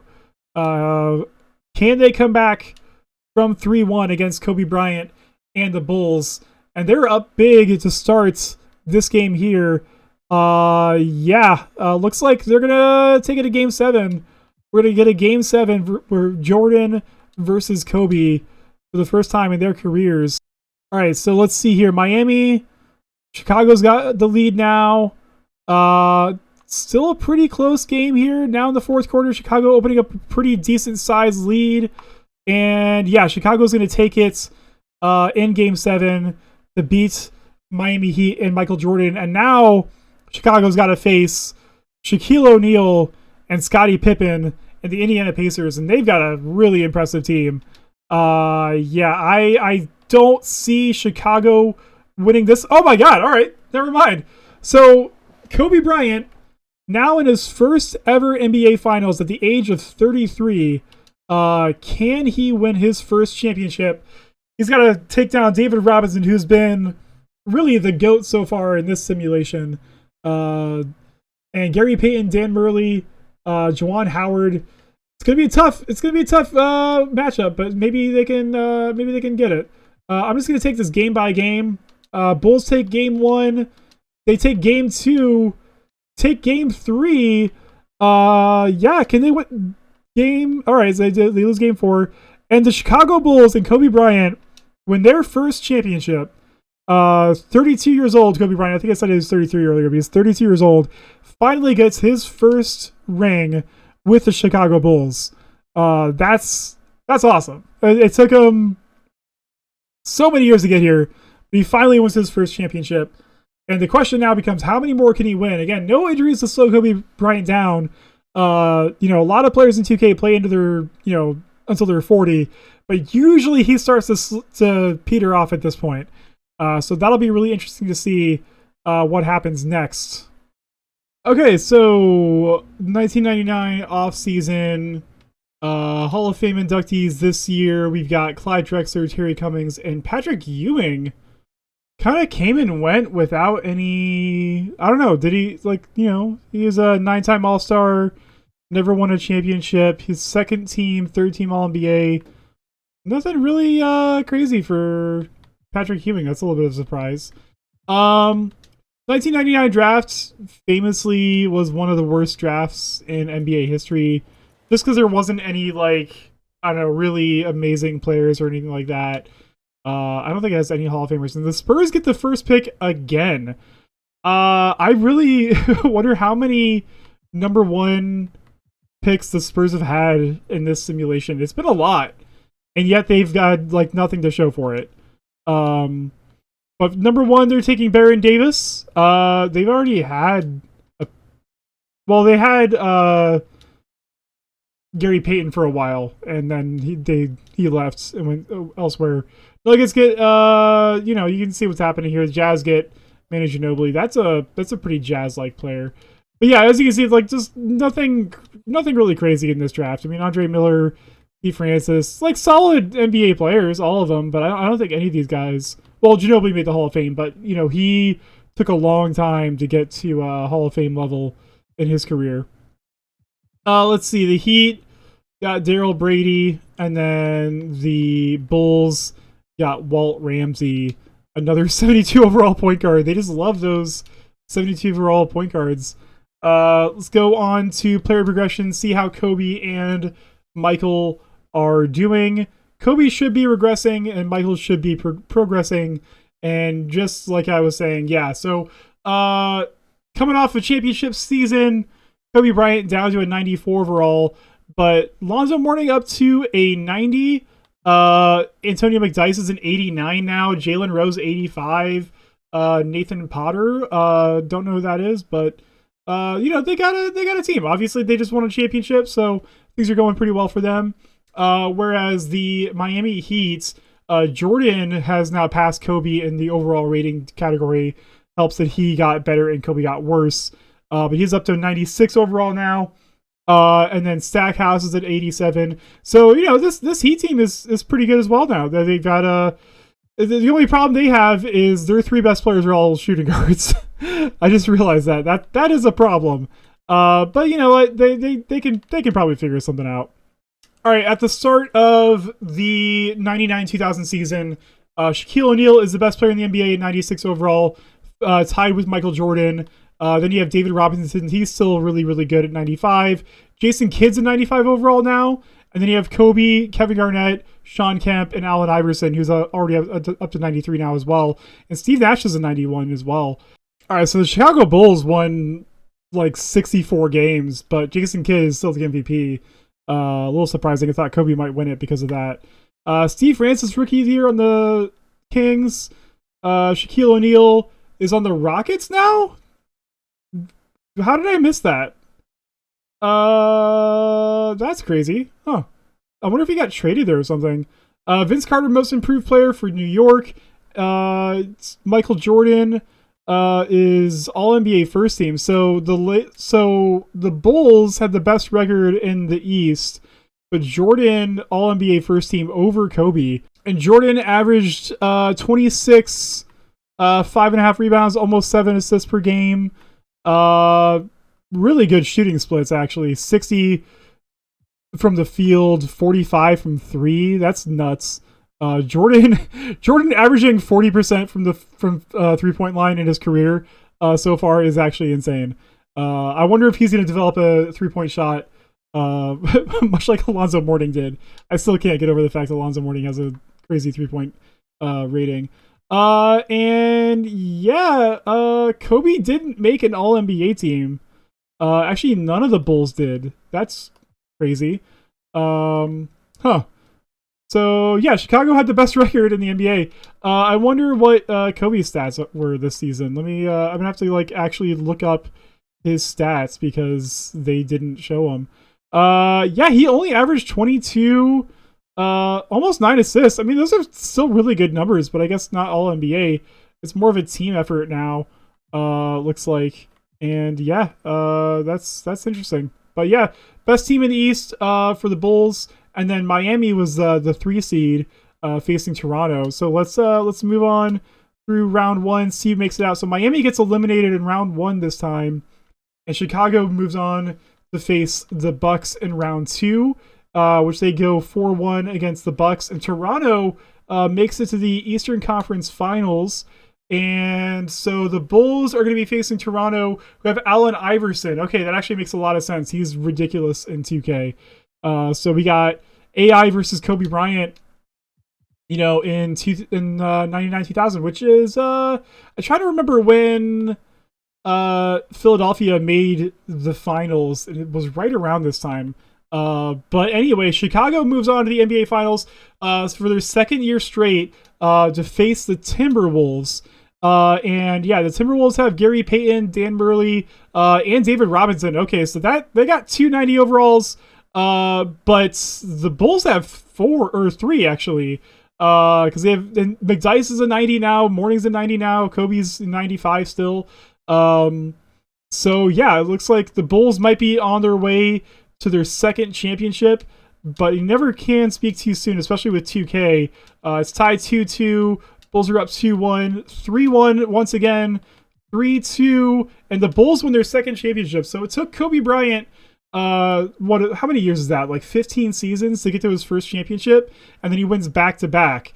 So that's kind of awesome.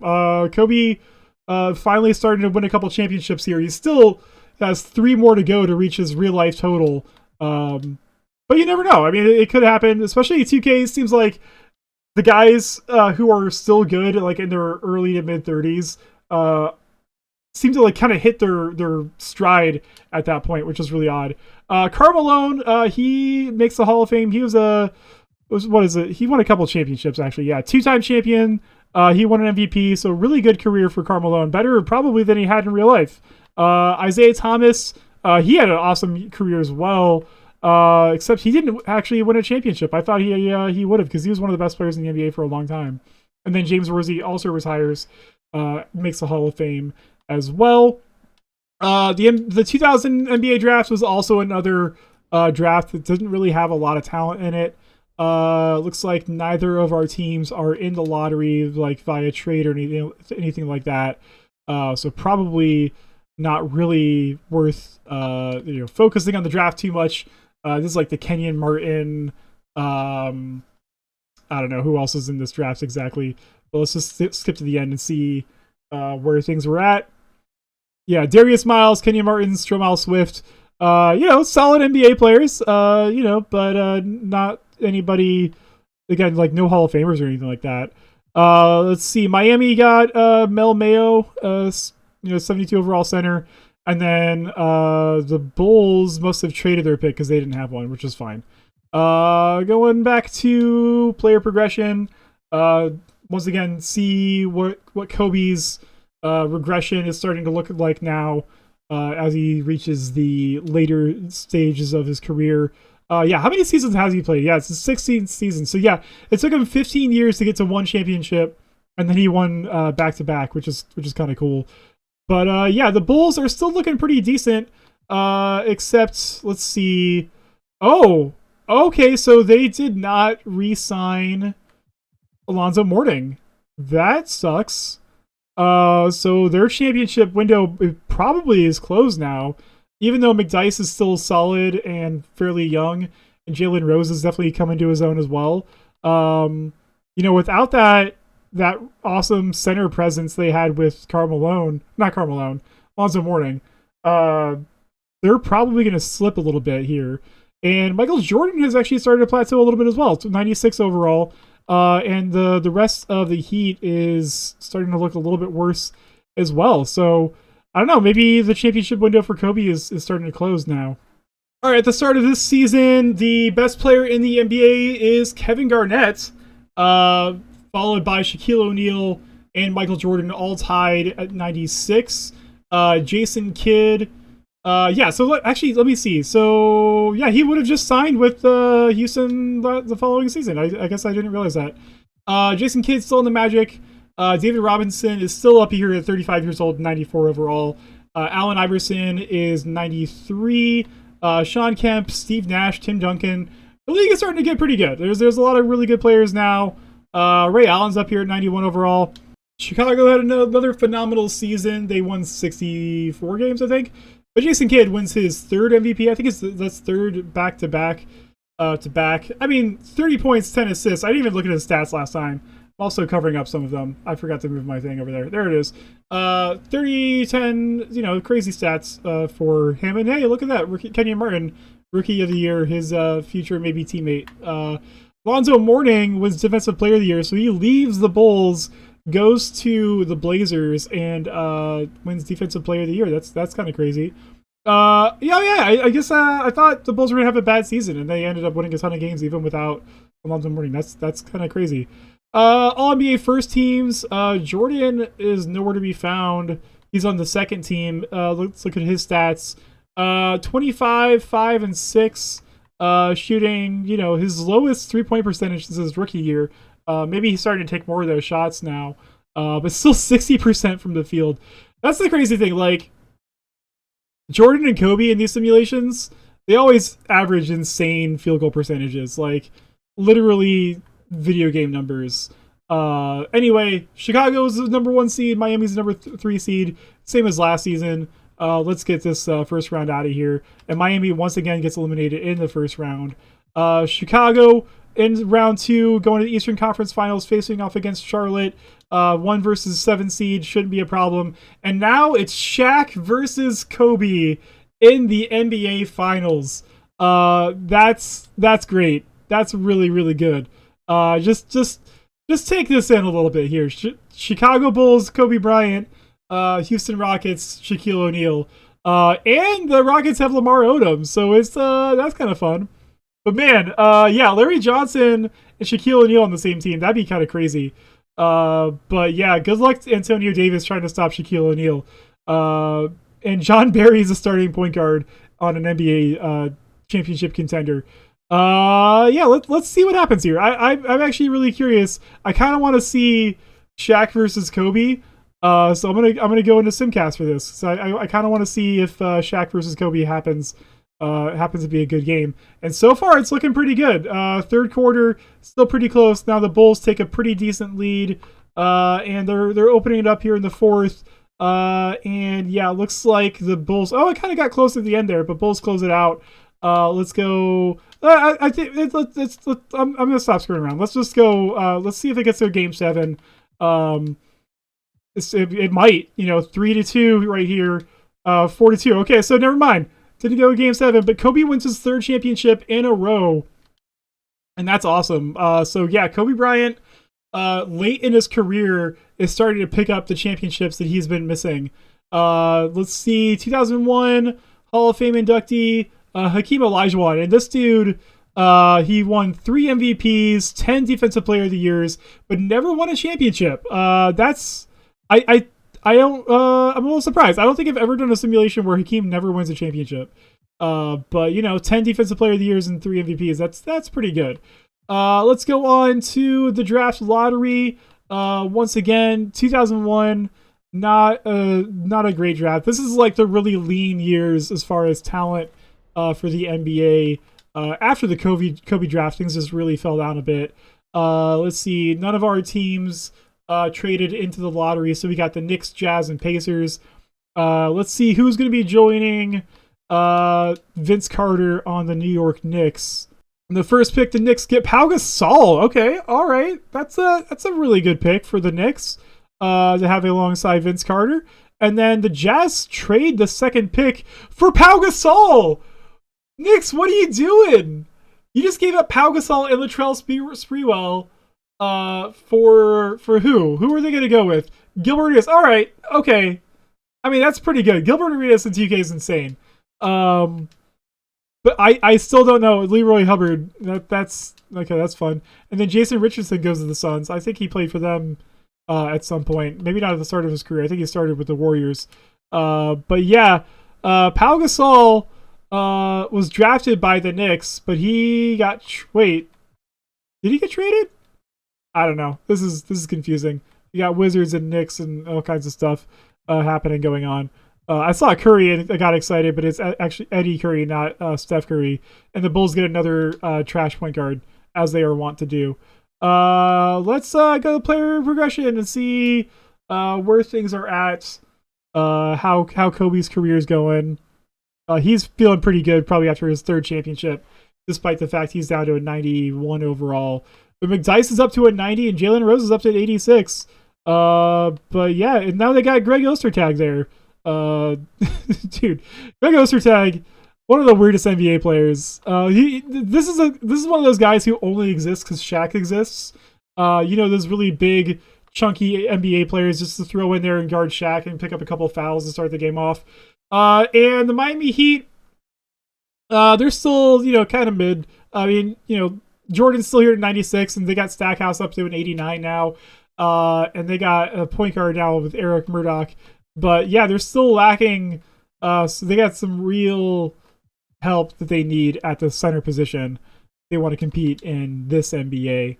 All right, 2001, let's take a look to see who the best players in the NBA are this year. It's still Kevin Garnett, Shaquille O'Neal, Michael Jordan tied at 96. And then we got Tim Duncan. Let's see. Yeah, he's still on the Rockets.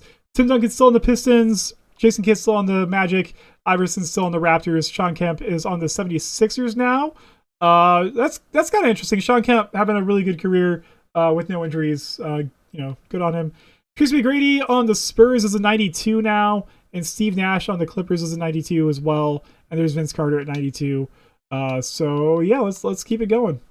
All right, Shaquille O'Neal wins MVP 2002, 2003, 2002 season. Gilbert Arenas Rookie of the Year. Mike Bibby, Sixth Man of the Year on the Raptors. And Michael Jordan was Defensive Player of the Year. Okay, so that's he's not getting his MVPs yet, but he is getting the Defensive Player of the Year, so that's good on him. Sean Marion wins Most Improved Player. Anybody on the All NBA teams? Of course, Michael Jordan is here. We saw his stats just a second ago. 23, 6 and 6. Not really the high scoring Michael Jordan as we've gotten to know him in real life, but he's still a really good player, obviously. And Kobe's not here anymore. His stats have definitely started to fall off a bit, but doesn't really matter because the Bulls are still the number one seed in the East, and Miami didn't even make the playoffs, which is kind of surprising. What was their record this year? Miami fell just outside the playoffs at 39 and 43. So that's rough. That you hate to see it. Anyway, so Kobe's gonna face Jason Kidd in round 1, and they sweep him 3-0, going up against Charlotte. Who's on Charlotte right now? They got Chauncey Billups, Marcus Camby, Dick Elliott, who's he's not a real person, but anyway, the Bulls go 4-2 against them and get it to the Eastern Conference Finals for the 5th straight season. They've been doing this for a little while now. Going up against New Jersey, who's the 7th seed. They got Earl Boykins and Alonzo Murphy, and how did they get to the Eastern Conference Finals? Oh well, whatever. Let's just move past them. Oh, they go to Game 7. But speaking of repeats, we got a repeat finals appearance here from the Houston Rockets and the Chicago Bulls. So once again, we're going to go game to game. Rockets get game 1. Bulls take game 2. Rockets go up 2-1. Bulls tie it up 2-2. Rockets are up 3-2. Let's force a game 7. Oh, okay, so not enough. So Shaq wins MVP and the championship this time, breaking the streak of the Chicago Bulls. It was only a matter of time, honestly. Shaquille O'Neal wins his first championship. First championship? Or did he win with the... What team was he on before? I think he might have won one before already, but I don't really keep track. 2002, who's making the Hall of Fame this year? It's Brad Daugherty. He did stuff, made some All-Star games and things. But let's keep it going here. Draft lottery 2002. This is the draft that people were in that you might remember and things and such. Let's see if the Heat can move up. They got a 0.1% chance of getting the number 1 pick, and they don't actually move up at all. They stay at 13, which is a real shame because Michael could use some help. He could really use some help. But maybe they'll suck next year and they'll get LeBron. That'd be kind of crazy if Michael Jordan and LeBron James are on the same team. Now, 2002, 2003. This is Michael Jordan's actual last season in the NBA. I don't think Kobe's going to retire quite yet, just because he's still a higher overall, and he started his career younger than Michael did. So I'd be really surprised if Kobe did retire. But now he's down to 89 overall.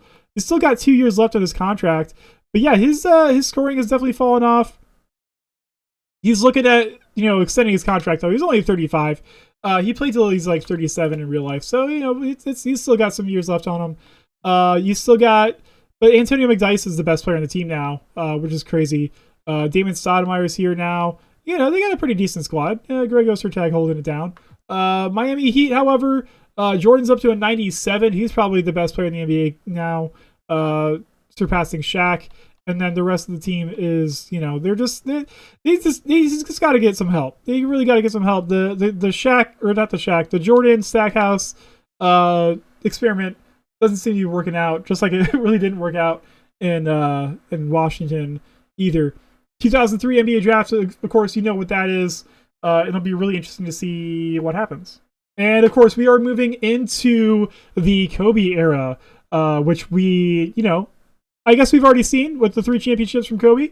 But we'll see if this is Jordan's era. And so Jordan is now the best player in the NBA, 97 overall. Garnett is still on the Celtics. Shaq's still on the Rockets, of course, after winning the championship.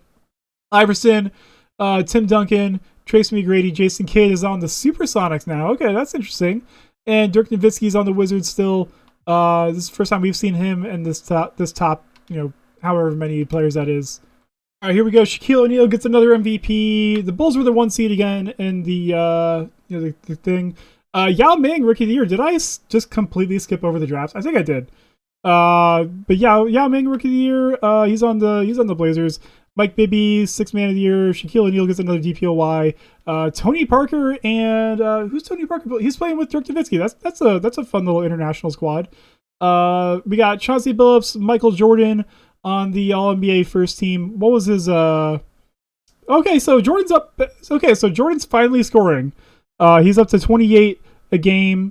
6 and 6. He's got 60 from the field.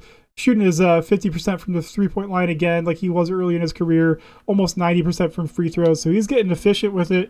And then we just, Kobe's is no longer. He's no longer Kobe. It's fine. They were okay. They just got bumped out of the first seed near the end of the year. And Miami is the 3rd seed once again. This is not the year to be good, guys. You want LeBron on your team. But anyway, let's see who gets out of round 1.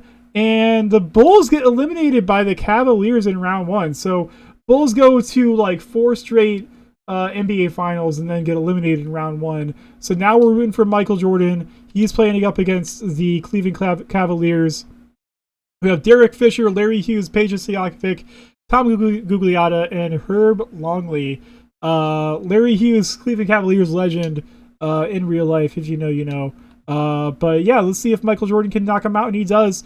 Maybe with Kobe out of the way, Jordan can make the NBA Finals, but he's got to get through Kevin Garnett, Steven Jackson, Jason Terry first. Jason Terry is actually ridiculous in 2K. I don't know what it is. I think it's just because of the 3-point shot.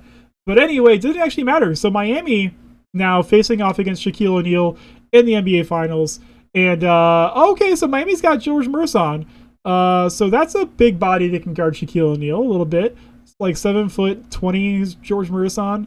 Literal freak of nature. But yeah, I think it's going to be Jordan versus Shaq. So yeah, let's see what happens here. Shaq takes game 1 and game 2 and game 3 and game 4.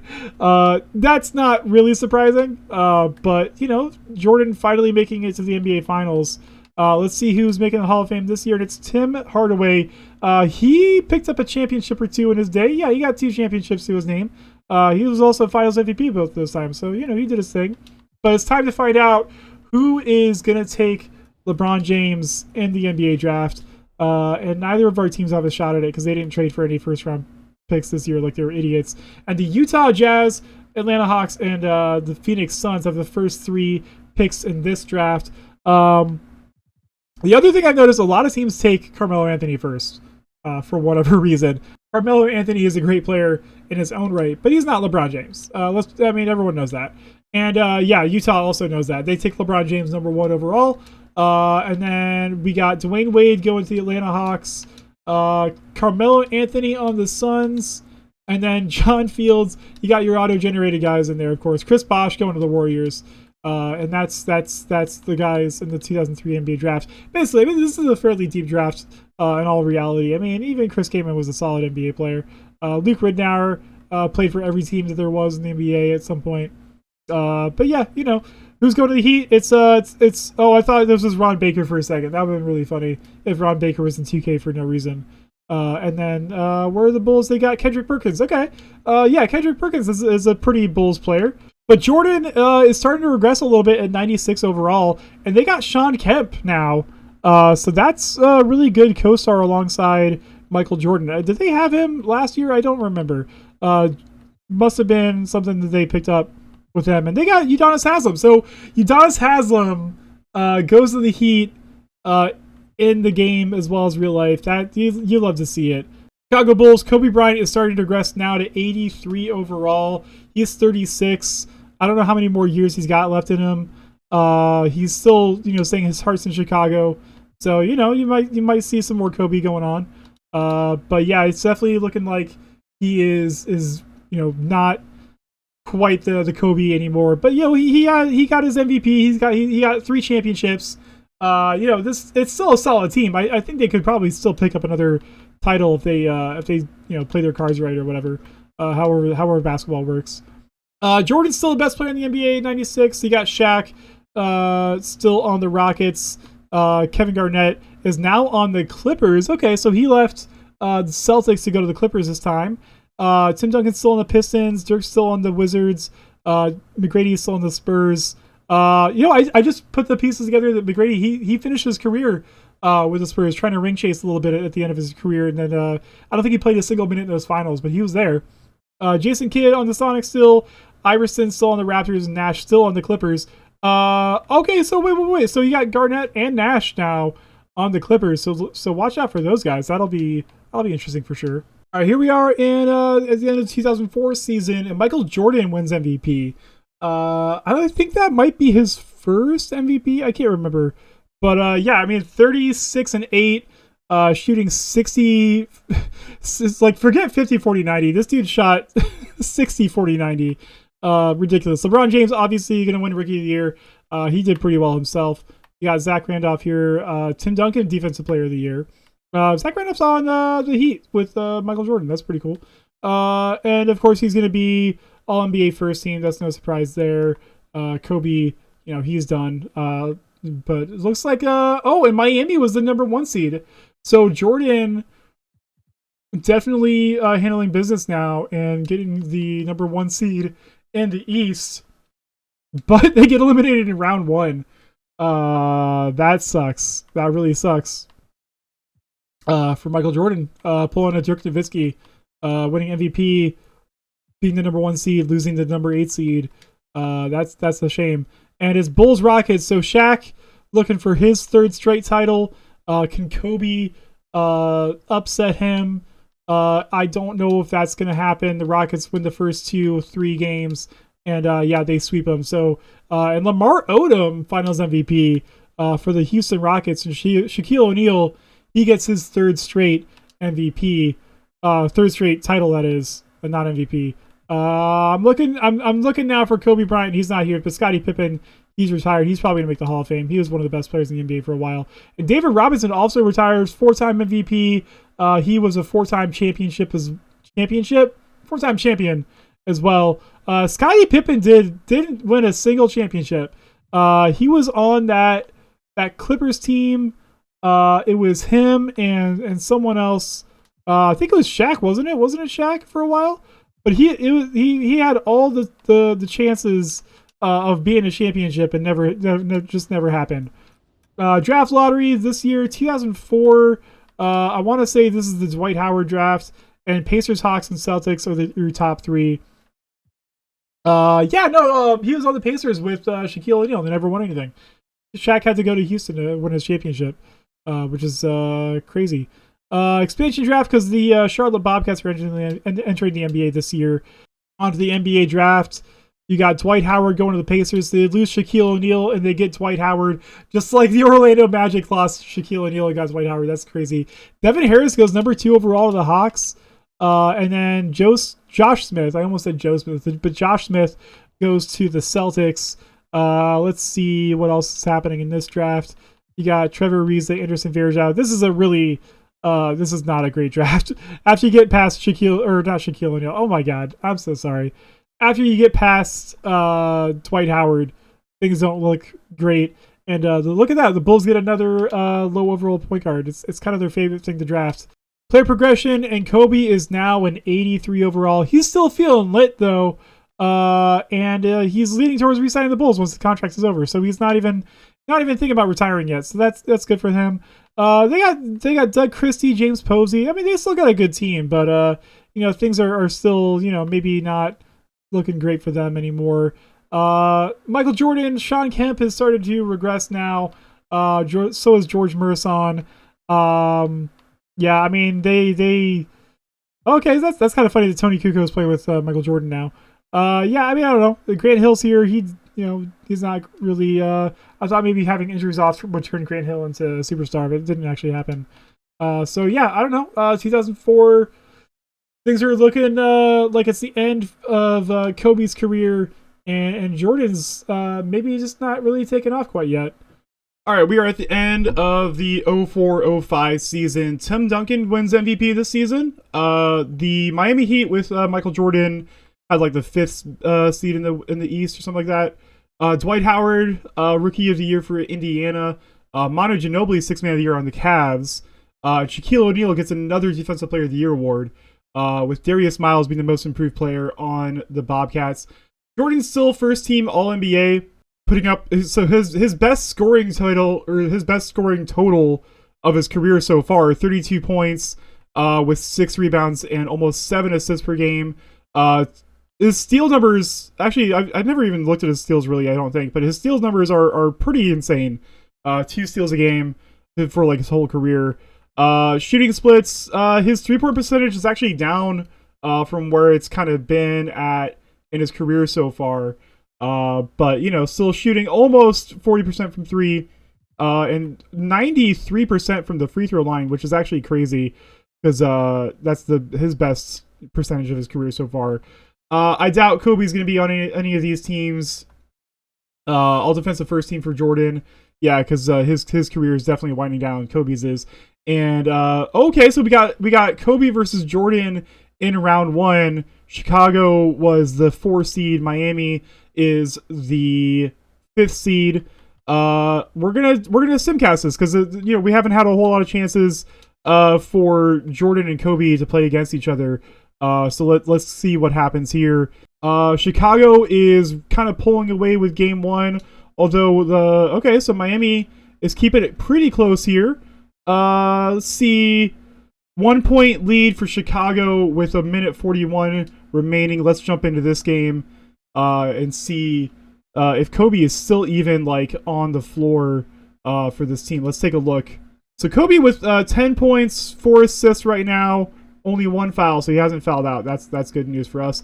And Jordan with 39 and 5 with 4 steals right now, and he has also not fouled out. So that's good news for. All right, so that's Haslam. That's right. I forgot that Miami got Udonis Haslam. Let's see, is neither. So Jordan is not on the court for the Heat, and I don't see. Oh, Kobe is out there. He's guarding. Is that?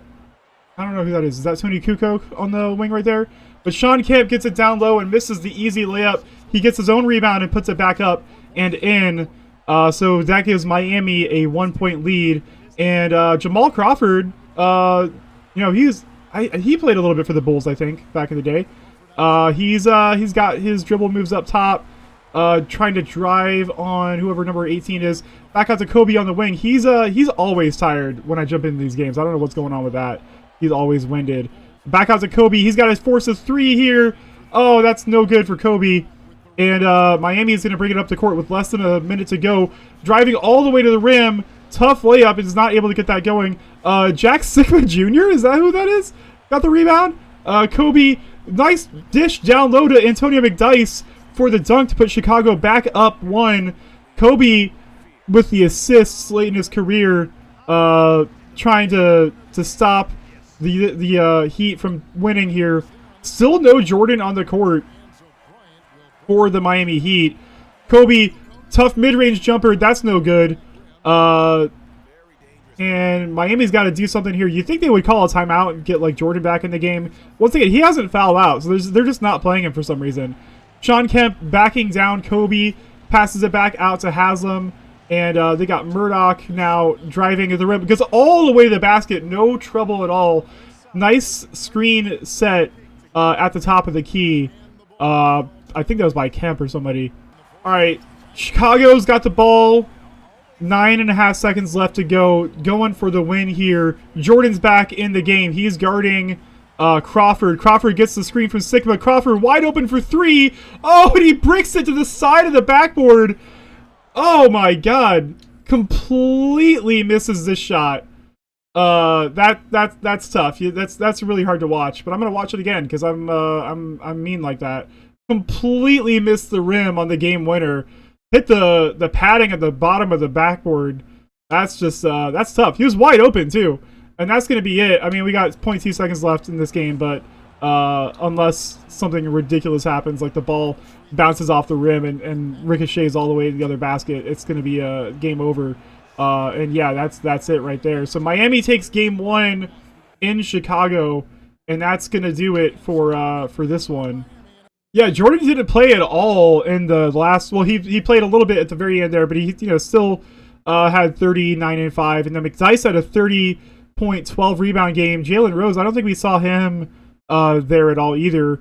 But he had a 28-point game as well, and so did Jamal Crawford. Had a really good game. It was 21 points, but again missed that wide open 3 there to win the game, and let Miami take it. All right, jumping into game 2 here. Let's see what can happen here. Chicago still up a little bit here in the beginning of the 4th quarter, and Miami takes the lead back. Chicago's up by 5 points. It went to overtime. Okay. I gotta get better at that. Anyway, it's into overtime now. Chicago is holding on to a 5-point lead here. Okay, so 1 minute left in overtime. 1-point lead for the Chicago Bulls. We're jumping in again. All right, Kobe hasn't fouled out. He's actually got a pretty good game going right now with 21 points. And McDyess has got another 30-piece on him. And Jordan has 52 right now. And he is 1 foul away from fouling out, but he's hasn't fouled out yet. But Jordan working on a 52-point game right now. Damon Stoudemire bringing the ball up for the Bulls. Gets a screen from Sigma. See, Kobe's out there, currently guarded by Jordan. Kobe with the ball, driving on Jordan, backing him down. Goes for the turnaround hook shot from like 18 feet. That's no good. That's an odd shot just right there. Grant Hill down to Murison. Jordan with the pump fake on Kobe. Turnaround layup, no good. Kobe with the good defense there, showing the younger Jordan how it's done. Kobe now with the ball at the top of the key. Miami, I think they got a foul here or something, because, like, although you don't want Jordan to pick up that foul. Kobe loses the handle trying to drive on Jordan. Now Stoudemire with the ball up the top of the key. Once again, Kobe wide open from the deep mid-range, and he knocks it down. The clutch bucket by Kobe to put Chicago up by 3.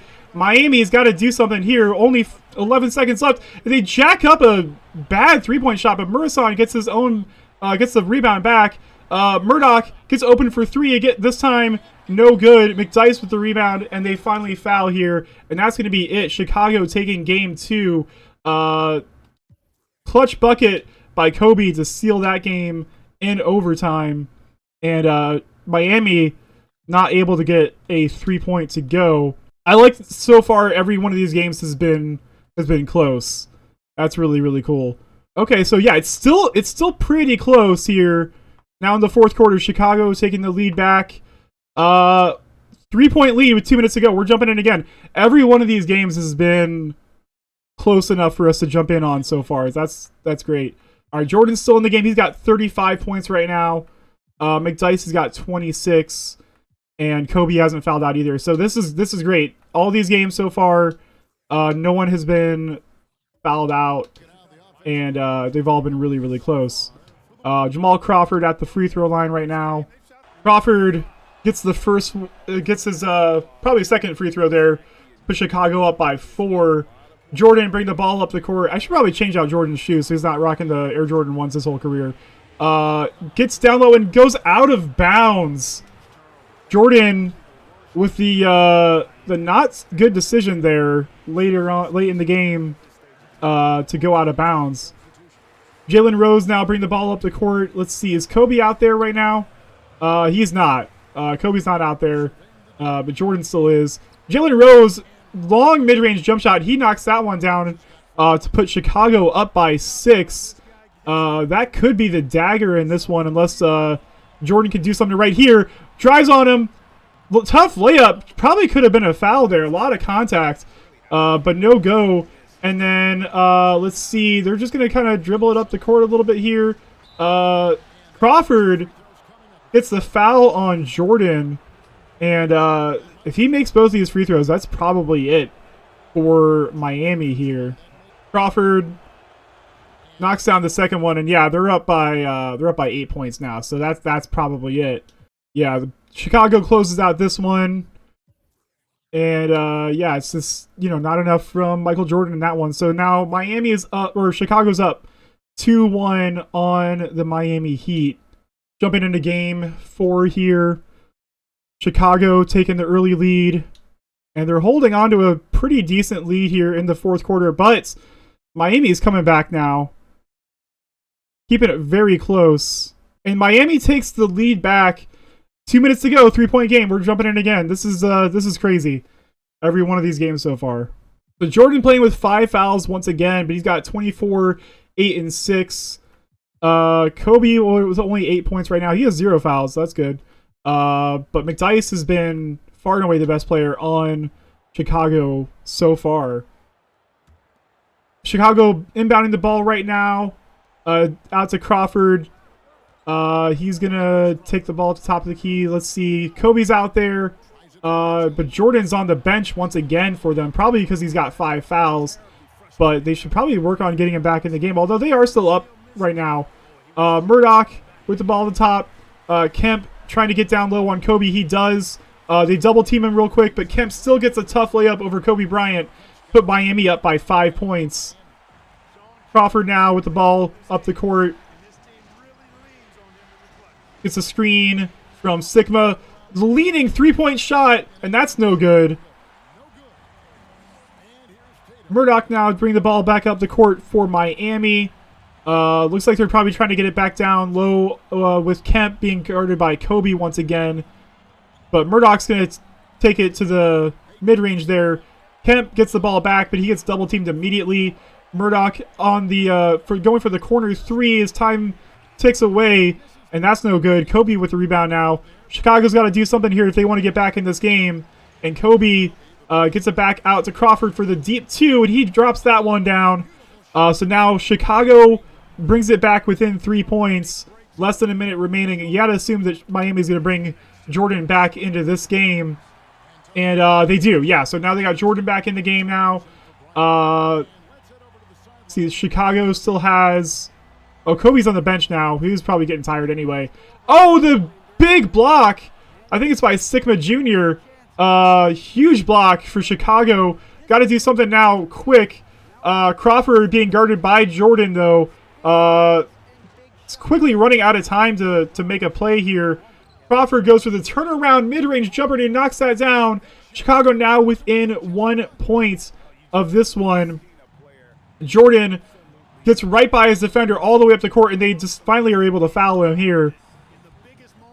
Jordan probably could have had a dunk there. The lane was wide open. He probably made the smarter decision, milking the clock a little bit. And he's going to make the first free throw. And he's going to get... Oh, he misses the second one. So Miami, or Chicago, still within 2 points. Crawford trying to do something with it. Gets it down to Jalen Rose for the standing dunk. That's a huge play late in the fourth quarter to tie the game up. Shot clock turned off right now. 20.6 remaining. And I wonder if Miami's going to try to hold it for the last shot, or if Chicago's going to foul him here. Murdoch now with the ball at the top of the key. Yeah, so Chicago's not going to foul. And looks like Miami's going to try for the game winner. You think he would want this in Jordan's hands right now. But they're going with Murdoch here. Kind of a weak screen by Kemp. And forces a really bad three-point shot, and that's no good. So this is going to overtime for the second time in the series. Huge game-saving block right there by Sigma. And then the nice dish down to Jalen Rose for the standing dunk. All right, we're going to simcast some of this as well, because I'm not going to stand around and watch over the entire overtime period. Miami's up 5 with over a minute remaining. And Miami is going to take game 4 in overtime to tie the series up 2-2. Chicago, it's going to be another close game. I can feel it. Yeah, it's still really, really close here. Oh, wait, I keep messing that up. But Chicago does take game 5. Was hoping we could jump into that, but I messed it up. That's on me. And now it is a win or go home for Miami. And it looks like Chicago's got a pretty good lead here. Late in the fourth. Yeah, they're up by 9 points right now. And they're going to cruise to a win and knock out Michael Jordan once again. So now it's Kobe in round 2. I'm not going to go game by game like I did. And they get eliminated. So neither Kobe or Michael make it to the finals this year. And Kevin Garnett wins the championship with the LA Clippers. I wonder if that's going to be it for Kobe, or if he has got a few more seasons left in him. Looks like he's not showing up on the player retirements page quite yet. 2005 drafts. This is going to be for Chris Paul, I believe. Let's jump into lottery, see who's got the best shot at getting CP3 on their team. And the Celtics, Grizzlies, and Pacers at the top 3 picks. Looks like neither the Bulls or the Heat traded it for any earlier picks this season either. Number 1 pick, the Boston Celtics take Chris Paul. That's an easy decision right there. Number 2, the Memphis Grizzlies are going to go with Darren Williams. That's a solid, consolation prize. And the Pacers get Danny Granger, just like they did in real life. That's kind of cool. And then you got an auto-generated guy, Jeff Richards. We can skip on by everything else now. Donovan Rodman, not Dennis Rodman, is here. Let's see. Did the Heat or the Bulls get anybody? Okay, so he got Marcin Gortat. He's a solid player in real life. And the Bulls got Harry Irving. What's wrong with his face? He's got a weird mouth situation going on right there. I don't know how I feel about that. Anyway, on to player progression. Let's see. If Kobe's probably continuing his decline late in his career. Jordan, I believe, has started to plateau as well. Kobe is a 79 overall now. So he's not even in the 80 overall club anymore. That's rough. And Jalen Rose is starting to decline now as well. Beno Udrih, he's a solid player, point guard. He's up to 76 overall in this team. But yeah, it looks like that team's starting to get a little long in the tooth right now. On Miami, Jordan is kind of staying at 96 overall, and Sean Kemp is starting to regress significantly now to 86, and there's no other 80 overalls on his team.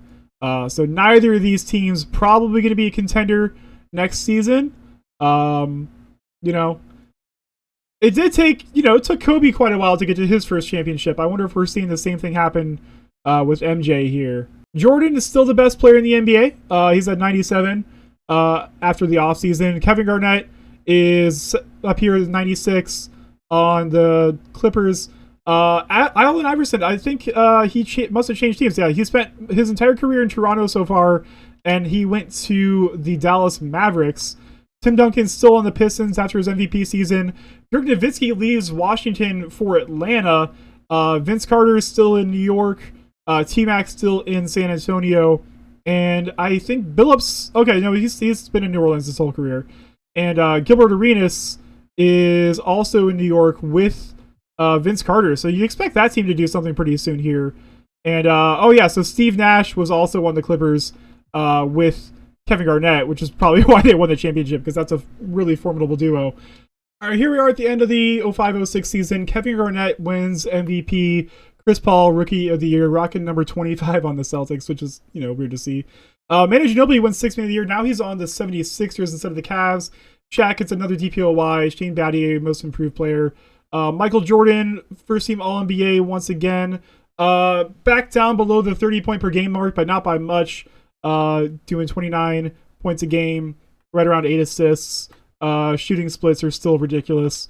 Again, we're not going to see Kobe here because he's a 79 overall now. Miami Heat were the 5th seed, and the Chicago Bulls were the 7th seed. So if we see these teams match up again, it won't be until the Eastern Conference Finals.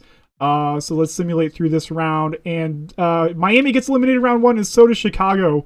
So neither of these teams make it out of round 1. And Detroit wins the championship behind Tim Duncan this time.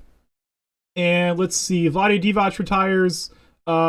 Dennis Scott retires. Gary Payton retires. No Kobe here yet. So probably still another year or two left his career. Except it says... Okay, did I miss something? Because it says he's still got a 1-year contract, but he's in the Hall of Fame. This is a glitch I've seen happen more than once. So let me go back to player retirement just to make sure I didn't miss anything. Yeah, I mean, he's still... There's no Kobe here, but I guess he's already in the Hall of Fame despite not retiring yet. I don't know. That's interesting. We're just gonna keep it going. Did they retire his jersey? Yeah, they already retired his jersey in Chicago as well. I'll be real upset if he actually did retire it. It's being dumb. 2006 draft, but the Bucks, Wizards, and Grizzlies have the best shot of getting the number 1 pick. Or yeah, the best shot as in they have. I don't know what I'm saying anymore. Let's go to the NBA draft. The first picks in the 06 draft, the Bucks get Andrea Bargnani, Knicks legend. LaMarcus Aldridge goes to the Wizards. They lose out on Dirk, but they get LaMarcus Aldridge. Kyle Lowry goes to the Grizzlies. I think he got drafted by them in real life as well, or was he a Sixer to start his career? I can't remember, but he spent some time there. And yeah, the rest of this draft, it looks like it's going to be a lot of auto-generated guys. Rondo goes to the Raptors. Rudy Gay on the Lakers. Let's see. The Heat get another point guard, 74 overall. And the Bulls, did I pass the Bulls already? I think I did. Yeah, there were 7 seeds. They get another shooting guard, maybe to take the reins up after Kobe eventually retires. Jordan's still at 96. Kemp is starting to regress even further down to 83. Ray Baker, their first round pick from a couple seasons ago, he's up to an 81 overall. So that's a solid role player alongside Jordan. But the rest of the team is just getting worse for the most part. Chicago, Kobe did not retire, but he's probably considering it after this season, I'm guessing. Although he's saying he'd like to commit with my future of this team, so he's still going, I guess. Even though they already retired his number and he's in the Hall of Fame, he's still going to keep going. They got Mark Price Jr. on the team now. But yeah, this isn't looking amazing for really either of these teams once again. All right, the best players in the NBA right now are still going to be Kevin Garnett and Michael Jordan, still tied at 96. And you got Dirk Nowitzki here, still on the Hawks. LeBron James is now on the top players in the NBA list for the Utah Jazz. I forgot what team he was on, but on the Utah Jazz. Allen Iverson's still on the Mavericks. Tim Duncan after winning a championship here as well. Chauncey Billups now is on the Clippers. So I wonder if they lost Steve Nash because he was Steve Nash goes to the Pacers to play alongside who's on the Pacers right now. Well, they just got Danny Granger. They had Shaq for a while. That's what I'm thinking of. But Shaq is on the Rockets right now. Okay, so D Wade actually is on the Hawks with Dirk Nowitzki. That's cool. And then Melo's on the Suns. Who else is on the Suns? I thought I saw someone else on the Suns, but maybe I'm just going crazy. But that's what the league looks like at the start of the 06-07 season. All right, at the end of the 06-07 season, Gilbert Arenas is the MVP, averaging 31 and 10 on a 50, 40, 80 shooting splits. Ridiculous stuff right there for Agent Zero. Andre Bargnani, Rookie of the Year, Manu Ginobili back on the Cavs after leaving and winning another Sixth Man of the Year. Elton Brand, Defensive Player of the Year. That's the first time we've seen him win a DPOY. And then Auto-Generated Guy wins Most Improved. And for the first time in a while, MJ is not on the All-NBA first team. Instead, it's Gilbert Arenas and Tracy McGrady in the guard spots. And LeBron James is here on the All-NBA first team, I think, for the first time in his career. MJ All-NBA second team, however, and his points are way down to 25 a game. That's the lowest of his career in a little while. But still shooting really efficient from the field and the line. Not a bad stat line by any means, but obviously not as dominant as he once was. Chicago Bulls were the 8th seed, and Miami is the 6th seed. So once again, we won't see them face off unless they get to the Eastern Conference Finals. Chicago gets knocked out in round 1, however, and now you have Chicago, or it's not Chicago, but Miami up against New York and the reigning MVP, Gilbert Arenas, and they get knocked out.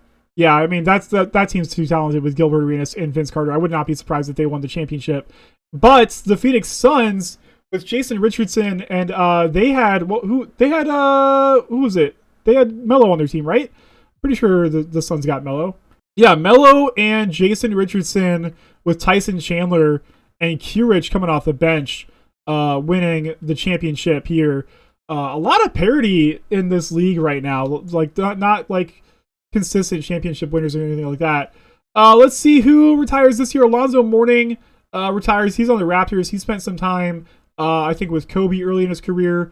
And then let's see. Kobe is still kicking around. It must be. I'm not seeing him anywhere on here quite yet. NBA draft lottery. Obviously, this is the year of Kevin Durant and Greg Oden. Kind of a notorious draft here. And the Nuggets, Cavs, and Bucks have the top 3 picks. So the Nuggets should be looking at Kevin Durant, I'm sure.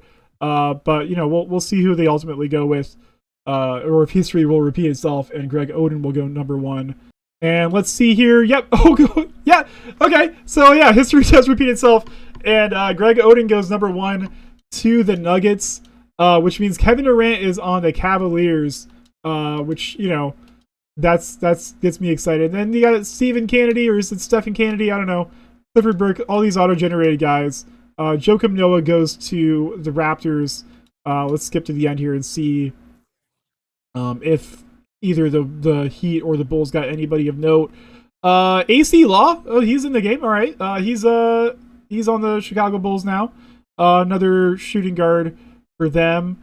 And then Jared Dudley goes to the Heat with his old man face scan in the game right there. Go on to player progression. Kobe was in the last year of his contract. It'll be interesting to see if the Bulls re-sign him or if anyone signed him, because he was definitely getting up there in age and down there in overall rating. And it looks like Kobe is not on the Bulls anymore.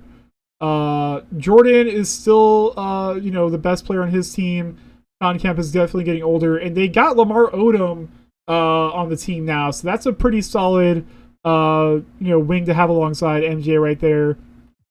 But let me find out where Kobe went. And Kobe is a free agent right now. He's 40 years old, and a free agent. So, let's advance to the season and see if he actually gets picked up by anybody. But he's definitely not who he used to be. And it's a real shame to see his career come to end like that. Yeah, he's still unsigned. I mean, he's 41 right now, and he's a 73 overall. So it's probably not likely that he gets picked up by anybody else. So that could be it for Kobe right now. But you never know. You might see someone to pick him up as a little bit of added veteran presence. All right, here we go. At the end of the 08 season, LeBron James gets his first MVP. This is, I think, a year after he won a MVP in real life, because he won it for the 07 season, I believe. Kevin Durant, of course, Rookie of the Year on the Cavaliers. Speedy Claxton, Sixth Man of the Year. LeBron James also wins Defensive Player of the Year. Probably not the first time we see that happen. And let's see, once again, MJ on the All-NBA second team, but his points per game are back up to around the 30 mark. So that's, good for him. And Miami was the second seed in the East this year, facing off against Atlanta, who have Dwayne Wade and Dirk Nowitzki, and they get knocked out round one by that team. And once again, we are not seeing Jordan compete for a championship. And LeBron James wins with the Utah Jazz after winning MVP and Defensive Player of the Year. Kobe Bryant calls it a career at 41 after 23 years in the NBA. Kind of a slow fade out of his career at the end there. And so Sean Kemp also retires. Michael loses one of his longtime teammates there. And of course, Kobe's going to go to the Hall of Fame for the second time in this video.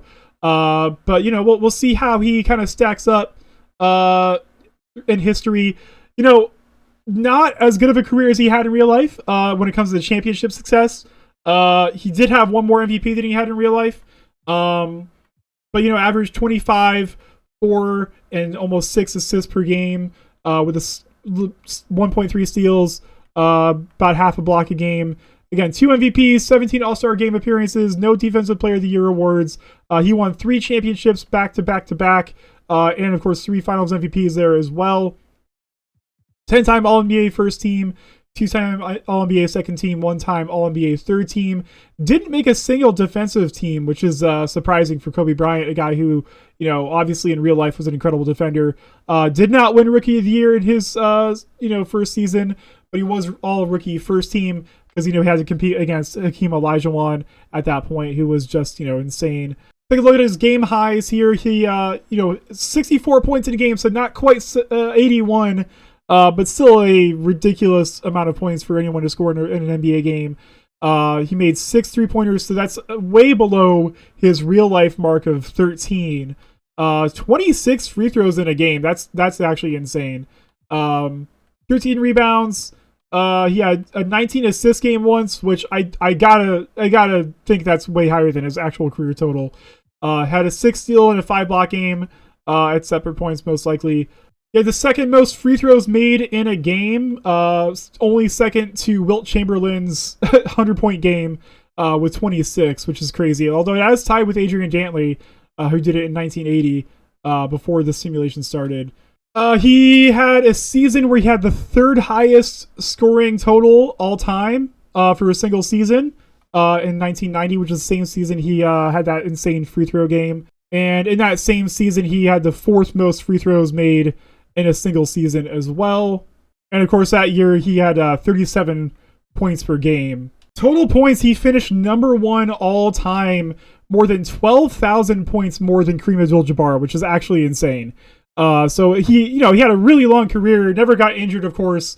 So he's able to put up a ton of points, and that's going to, have him ranked number 1 overall. I don't think we're going to see that get broken unless it's by like LeBron James if we end up simulating that far in. Obviously, most field goals made with over 18,000. 3-pointers made, 12th all-time in 3-pointers made. Didn't really turn out to be a flamethrower from downtown in this career, but of course he was playing a lot in the 80s and early 90s when 3 points weren't really as big of a deal. Second all-time in free throws made, right behind David Robinson with over 8,600. He finished 98th all-time in rebounds. Obviously not a huge rebounder, but he did have a really long career, so that definitely adds up. He finished 8th all-time in assists. So definitely a little bit different kind of career for Kobe, being more of a passer than he was in real life. And he finished 6th all-time in steals as well. First all-time in minutes, of course. Second all-time in turnovers. First all-time in games played over Sean Kemp. And the second most 40-point games of all time behind Wilt Chamberlain. And actually, Peja Stojakovic is up here? That's actually crazy. Third all-time in 50-point games behind Peja Stojakovic. So Peja's that dude, I guess. Kobe Bryant only had 6 triple-doubles in his career. It's not really a triple-double machine by any respect. And that's it. That's it for Kobe's career. So, again, not quite as good as what he did in real life in terms of the number of championships, 3 versus 5. But he did get that three-peat in the middle there, like he did in real life. Just happened a little bit later in his career. 2 MVPs, but the stats kind of speak for themselves. Definitely has a conversation as being one of the greatest of all time because he had such a long career of continued success. But now it's just going to be the countdown until Jordan is out of the league. And for the 2008 draft, let's see, the Heat are not in the lottery via trade this year either, but you have the Thunder, Nuggets, and Nets. So let's see who they go with in 2008. Derrick Rose goes number 1 to the Oklahoma City Thunder, where the number 16. Russell Westbrook goes to the Denver Nuggets, and then Kevin Love is on the New Jersey Nets. Goran Dragic goes number 4. That's kind of surprising. I mean, the dude's got a long history in the league, but he was never really, I don't think, a top 5 pick in my opinion. But I don't know. No offense to him. Jonathan Forbes goes to the Miami Heat. Jordan is starting to regress now at age 33. He's a 92 overall. But they go out and they sign Tony Parker, and now with Lamar Odom, they got a pretty solid big 3 right now. So this could be their best shot in a while to have some success here. So a couple really good super teams right now in the NBA in this simulation, because you got the Clippers with Garnett and Billups, and then you got the Hawks with Nowitzki and Wade, and then you got the Suns with Melo and Jason Richardson. So pretty interesting stuff right now in the NBA. But let's take a look to see who the best players in the league are going into the start of this season. And you got Kevin Garnett. He's still dominating at age 32, 96 overall.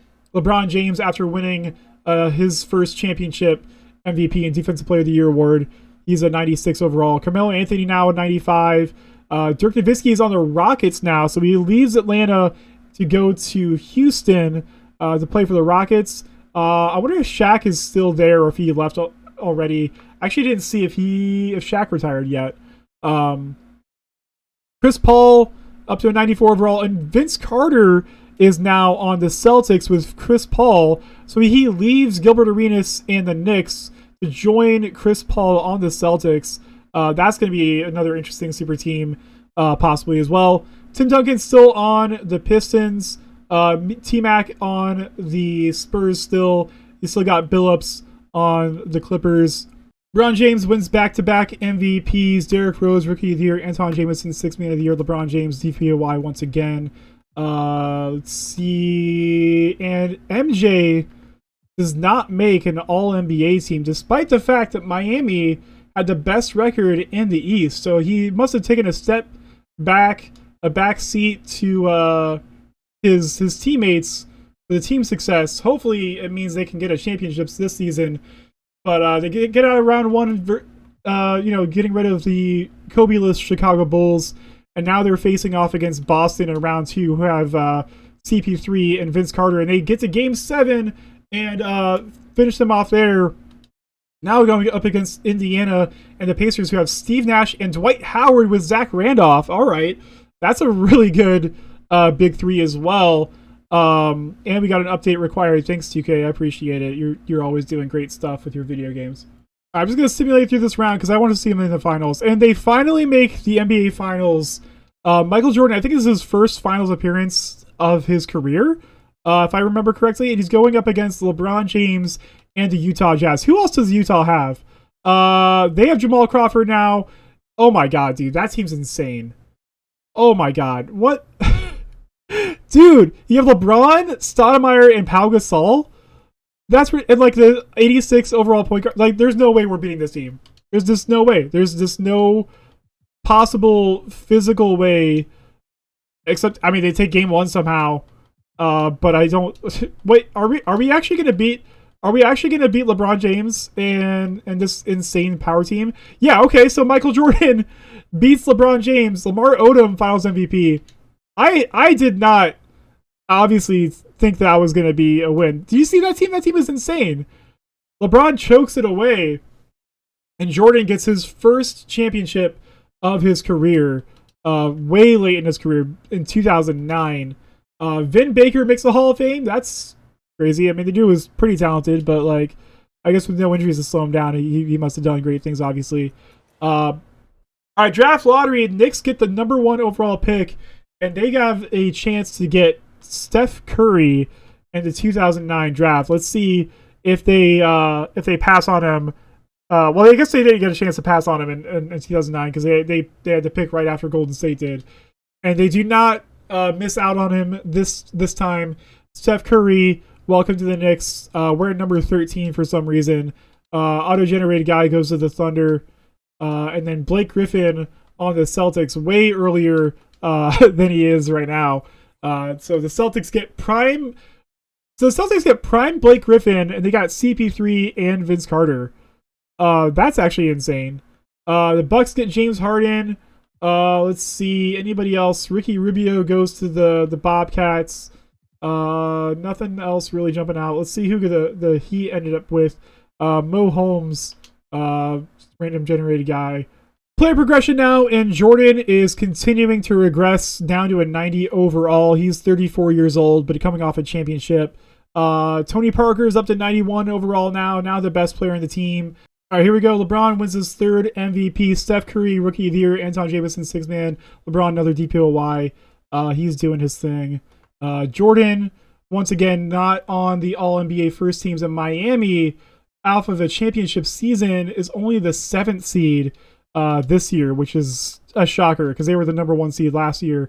And they are going to get eliminated in round 1. So they go from a championship to getting eliminated in round 1. And the Phoenix Suns win another championship, but Jason Richardson wins his 2nd finals MVP, which is crazy because, like, I mean, the dude was super talented, but he just never really did much with it. And Shaquille O'Neal retires. I don't think he won a single championship, did he? Okay, never mind. He won 3. What am I talking about? That's right. He had a little domination stretch there in the middle of his career. 4 MVPs. Yeah, he definitely did his thing. 2010 draft lottery. Let's see if Miami still doesn't have a pick in the lottery. They're not trading anything for anybody, it looks like.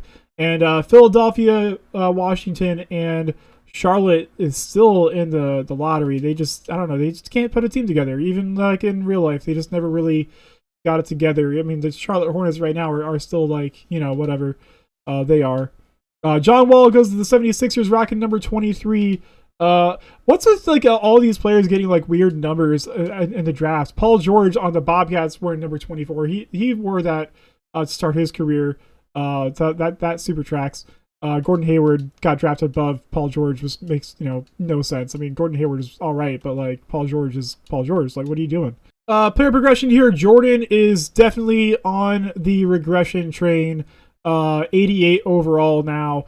Lamar Odom, and Tony Parker is still there. But yeah, the rest of the team is just like, it's rough, man. It's looking really, really tough. I mean, especially with all these crazy super teams that are out in the league right now. I mean, this is still technically a big three, but like, I don't know. I just don't see this team, really making any ground, unfortunately.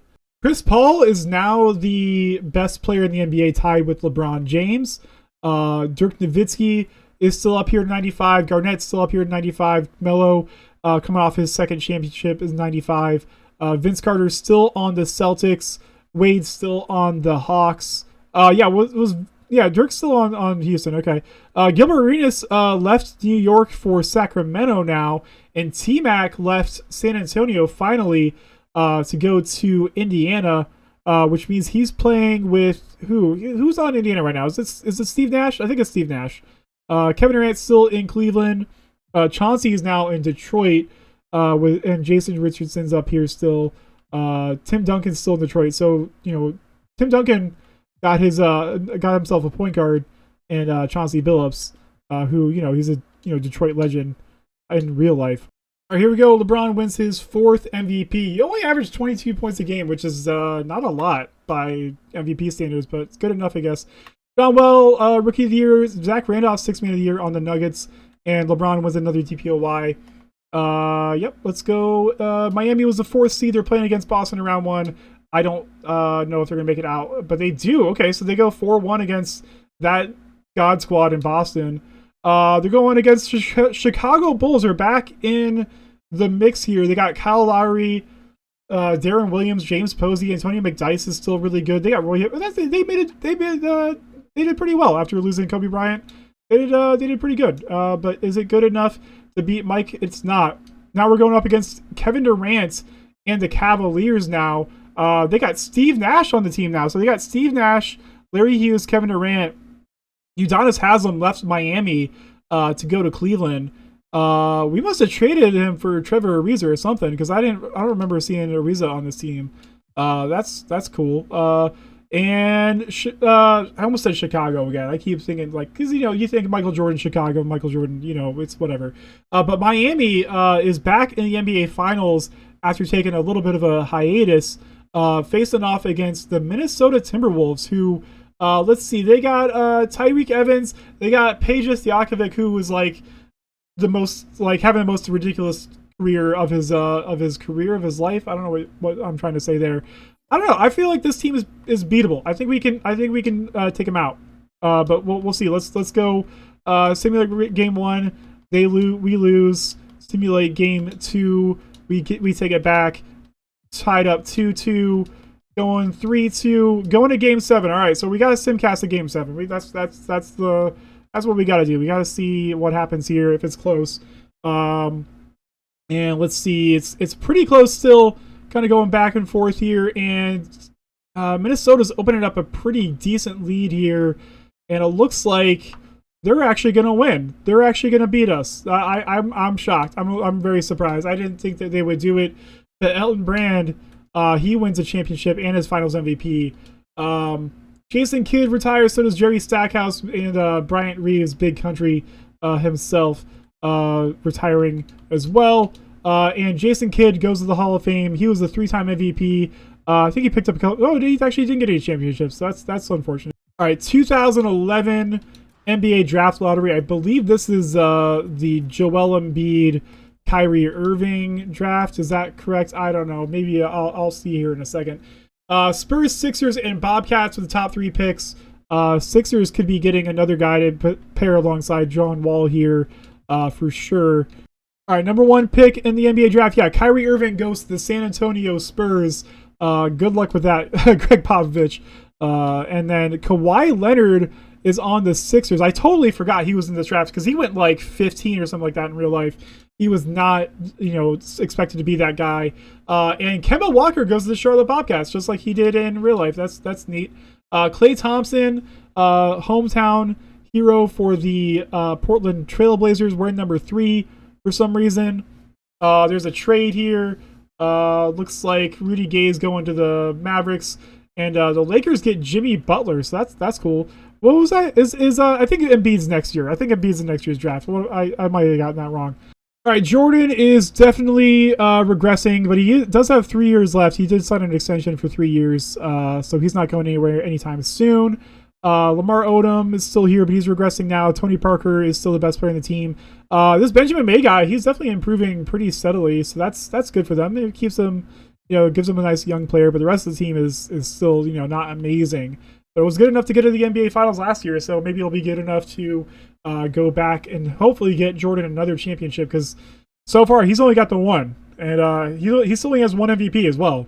Let's take a look around the NBA to see who the best players are and where they're at. And LeBron James left Utah for Portland, so he's playing alongside Klay Thompson now, which, I mean, I can't think of a better player to have alongside LeBron James than a guy who doesn't need the ball except to get the pass and shoot a three-pointer. So that's actually a really good fit alongside LeBron James. Melo left Phoenix for Houston to play alongside, I think Dirk's there, right? Yeah, he's there. Kevin Durant playing for the Cavaliers still. Chris Paul is still on the Celtics with Vince Carter.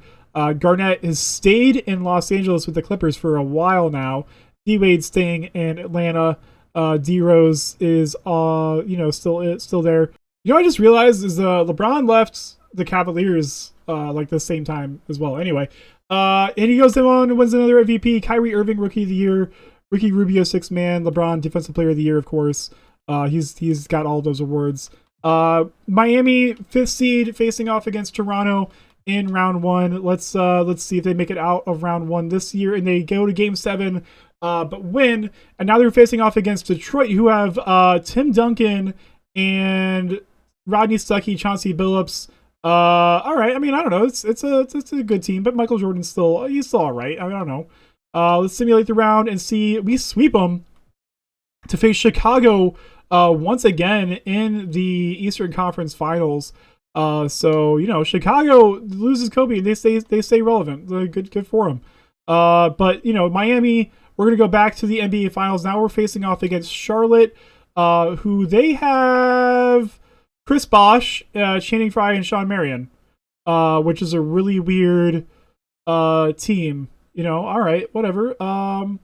Let's see. I don't know. I don't know if we can beat them, but we're gonna go game by game. Win game 1. They take game 2. We take game 3. Tied up 2-2. They're up 3-2. Tied up game 7. We're gonna go into Simcast and see if what happens in game 7 here. That's weird.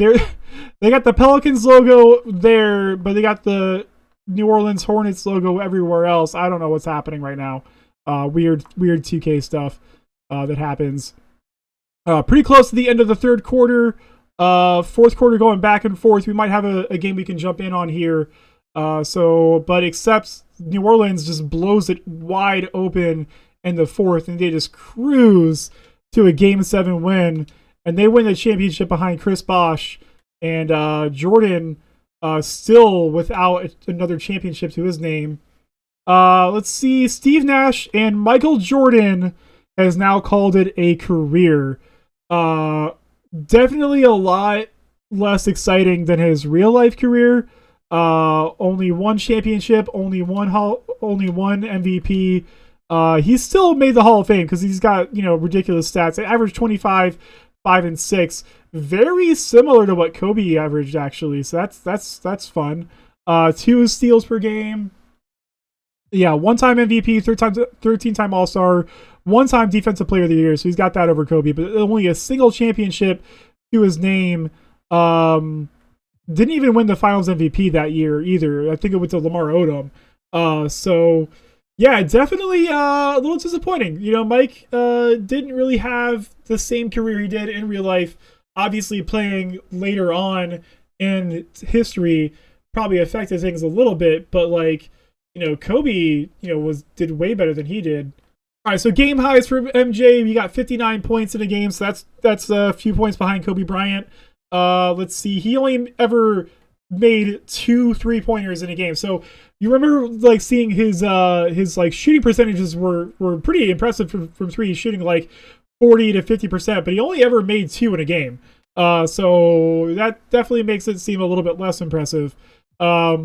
18 free throws made, way below Kobe's free throw rate. He did grab 15 rebounds in a game once. He did have 17 assists in a game once, which is, pretty cool as well. He had almost got 10 steals in a game. So he had 9 steals and 6 blocks for his career highs. Let's see if he hits any of these record books at all. Probably not, actually. Like, I don't think he, because we were pretty late in his career when Kobe retired, and I didn't see him on any of these lists either. He did have the most field goals made in a playoff game. He's actually on this list twice with 25 and 24, despite not being on the total points in a game. Hito Turkoglu had 67 points in a playoff game. That's ridiculous. I don't even know how to, quantify that. That's higher than MJ had in real life, so I don't even know what to say about that. He didn't make it on the total points list in a season, but he is here for field goals made, so obviously did not shoot very many threes in his career, so that's going to up his field goal, numbers quite a bit if you're not taking as many threes. And he made it to 7th all-time in points. Now, obviously, he had a much shorter career than Kobe did. He retired at an earlier age and started at a later age as well. So that, changes things up quite a bit. But yeah, I mean, obviously, going to be way behind Kobe because Kobe had a much longer career. But yeah, MJ finishing 7th total points. He does finish 5th in field goals made. Because again, not very many 3-pointers made in his career. That's going to help him out there. Yeah, 30th all-time in free throws made. 32nd all-time in assists. So definitely more assists probably than he had in real life as well. I'm not checking that number offhand, but it definitely seems like he had more assists than he did in real life. 67th all-time in blocks. That's pretty impressive for a guard to be on the all-time block list. And 5th all-time in steals. That's basically it for the stats, the individual stats and stuff like that. So let's go back and kind of look over the history of this whole simulation here to see kind of, what happened overall. So we started in the 83-84 season with Larry Bird winning MVP. Magic Johnson picked up a couple. And Olajuwon got his 3 MVPs in a row right there. Kobe got his first MVP in the 89-90 season. That's where he had like his highest scoring total. That's where he got all those records and stuff like that there. And then David Robinson won 3 in a row, only giving up to Shaq once before winning another one. Karl Malone gets MVP there. So yeah, and then Kobe gets another MVP 9 years after his first, which is interesting. Right after Jason Kidd got his first. And then Shaq got a few more MVPs there. MJ got his only MVP award in the 03-04 season. Before LeBron James started taking over the league. But we had quite a bit of parity here. We had 5 different MVP winners before LeBron started winning his MVPs. Michael Jordan did win Rookie of the Year his first season. Kobe didn't manage that. Jordan got his Defensive Player of the Year award in the 02 season, the year before he got MVP. Kobe never won Defensive Player of the Year, but of course he was also contending against Hakeem Olajuwon, who has like 40 of those things. Take a look at the champions here. So yeah, like it's like you saw the video, you know what's going on. But anyway, yeah, so you got the Lakers winning a few here with Magic Johnson, and then the Sixers. David Robinson started his dominance here with the Cavaliers, and then yeah, so Kobe didn't win his first championship until the 98-99 season, but he did win 3 in a row before Shaquille O'Neal really started going on a tear, winning his 2 championships here. Actually 3 championships back to back to back. But Lamar Odom was the MVP of that one. Lamar Odom has 2 Finals MVPs on 2 different teams. I just realized that because he won. That's actually kind of insane. But Lamar Odom has 2 Finals MVPs on 2 different teams. That's cool. Jason Richardson has 2 Finals MVPs as well, which is kind of crazy.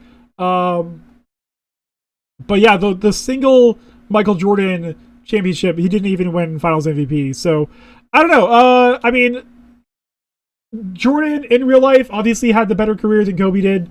But you put Kobe in his era, and Kobe does a little bit better than Jordan did in Kobe's era. So, I don't know what you can take away with that. I mean, neither player did as well as they did in real life. So that's, you know, kind of take it with a grain of salt. But yeah, I hope you thought this was interesting. This is probably gonna be a really long video. I've been recording this for quite a while. But yeah, if you made it all the way to the end here, I really do appreciate it, and I will see you in the next one.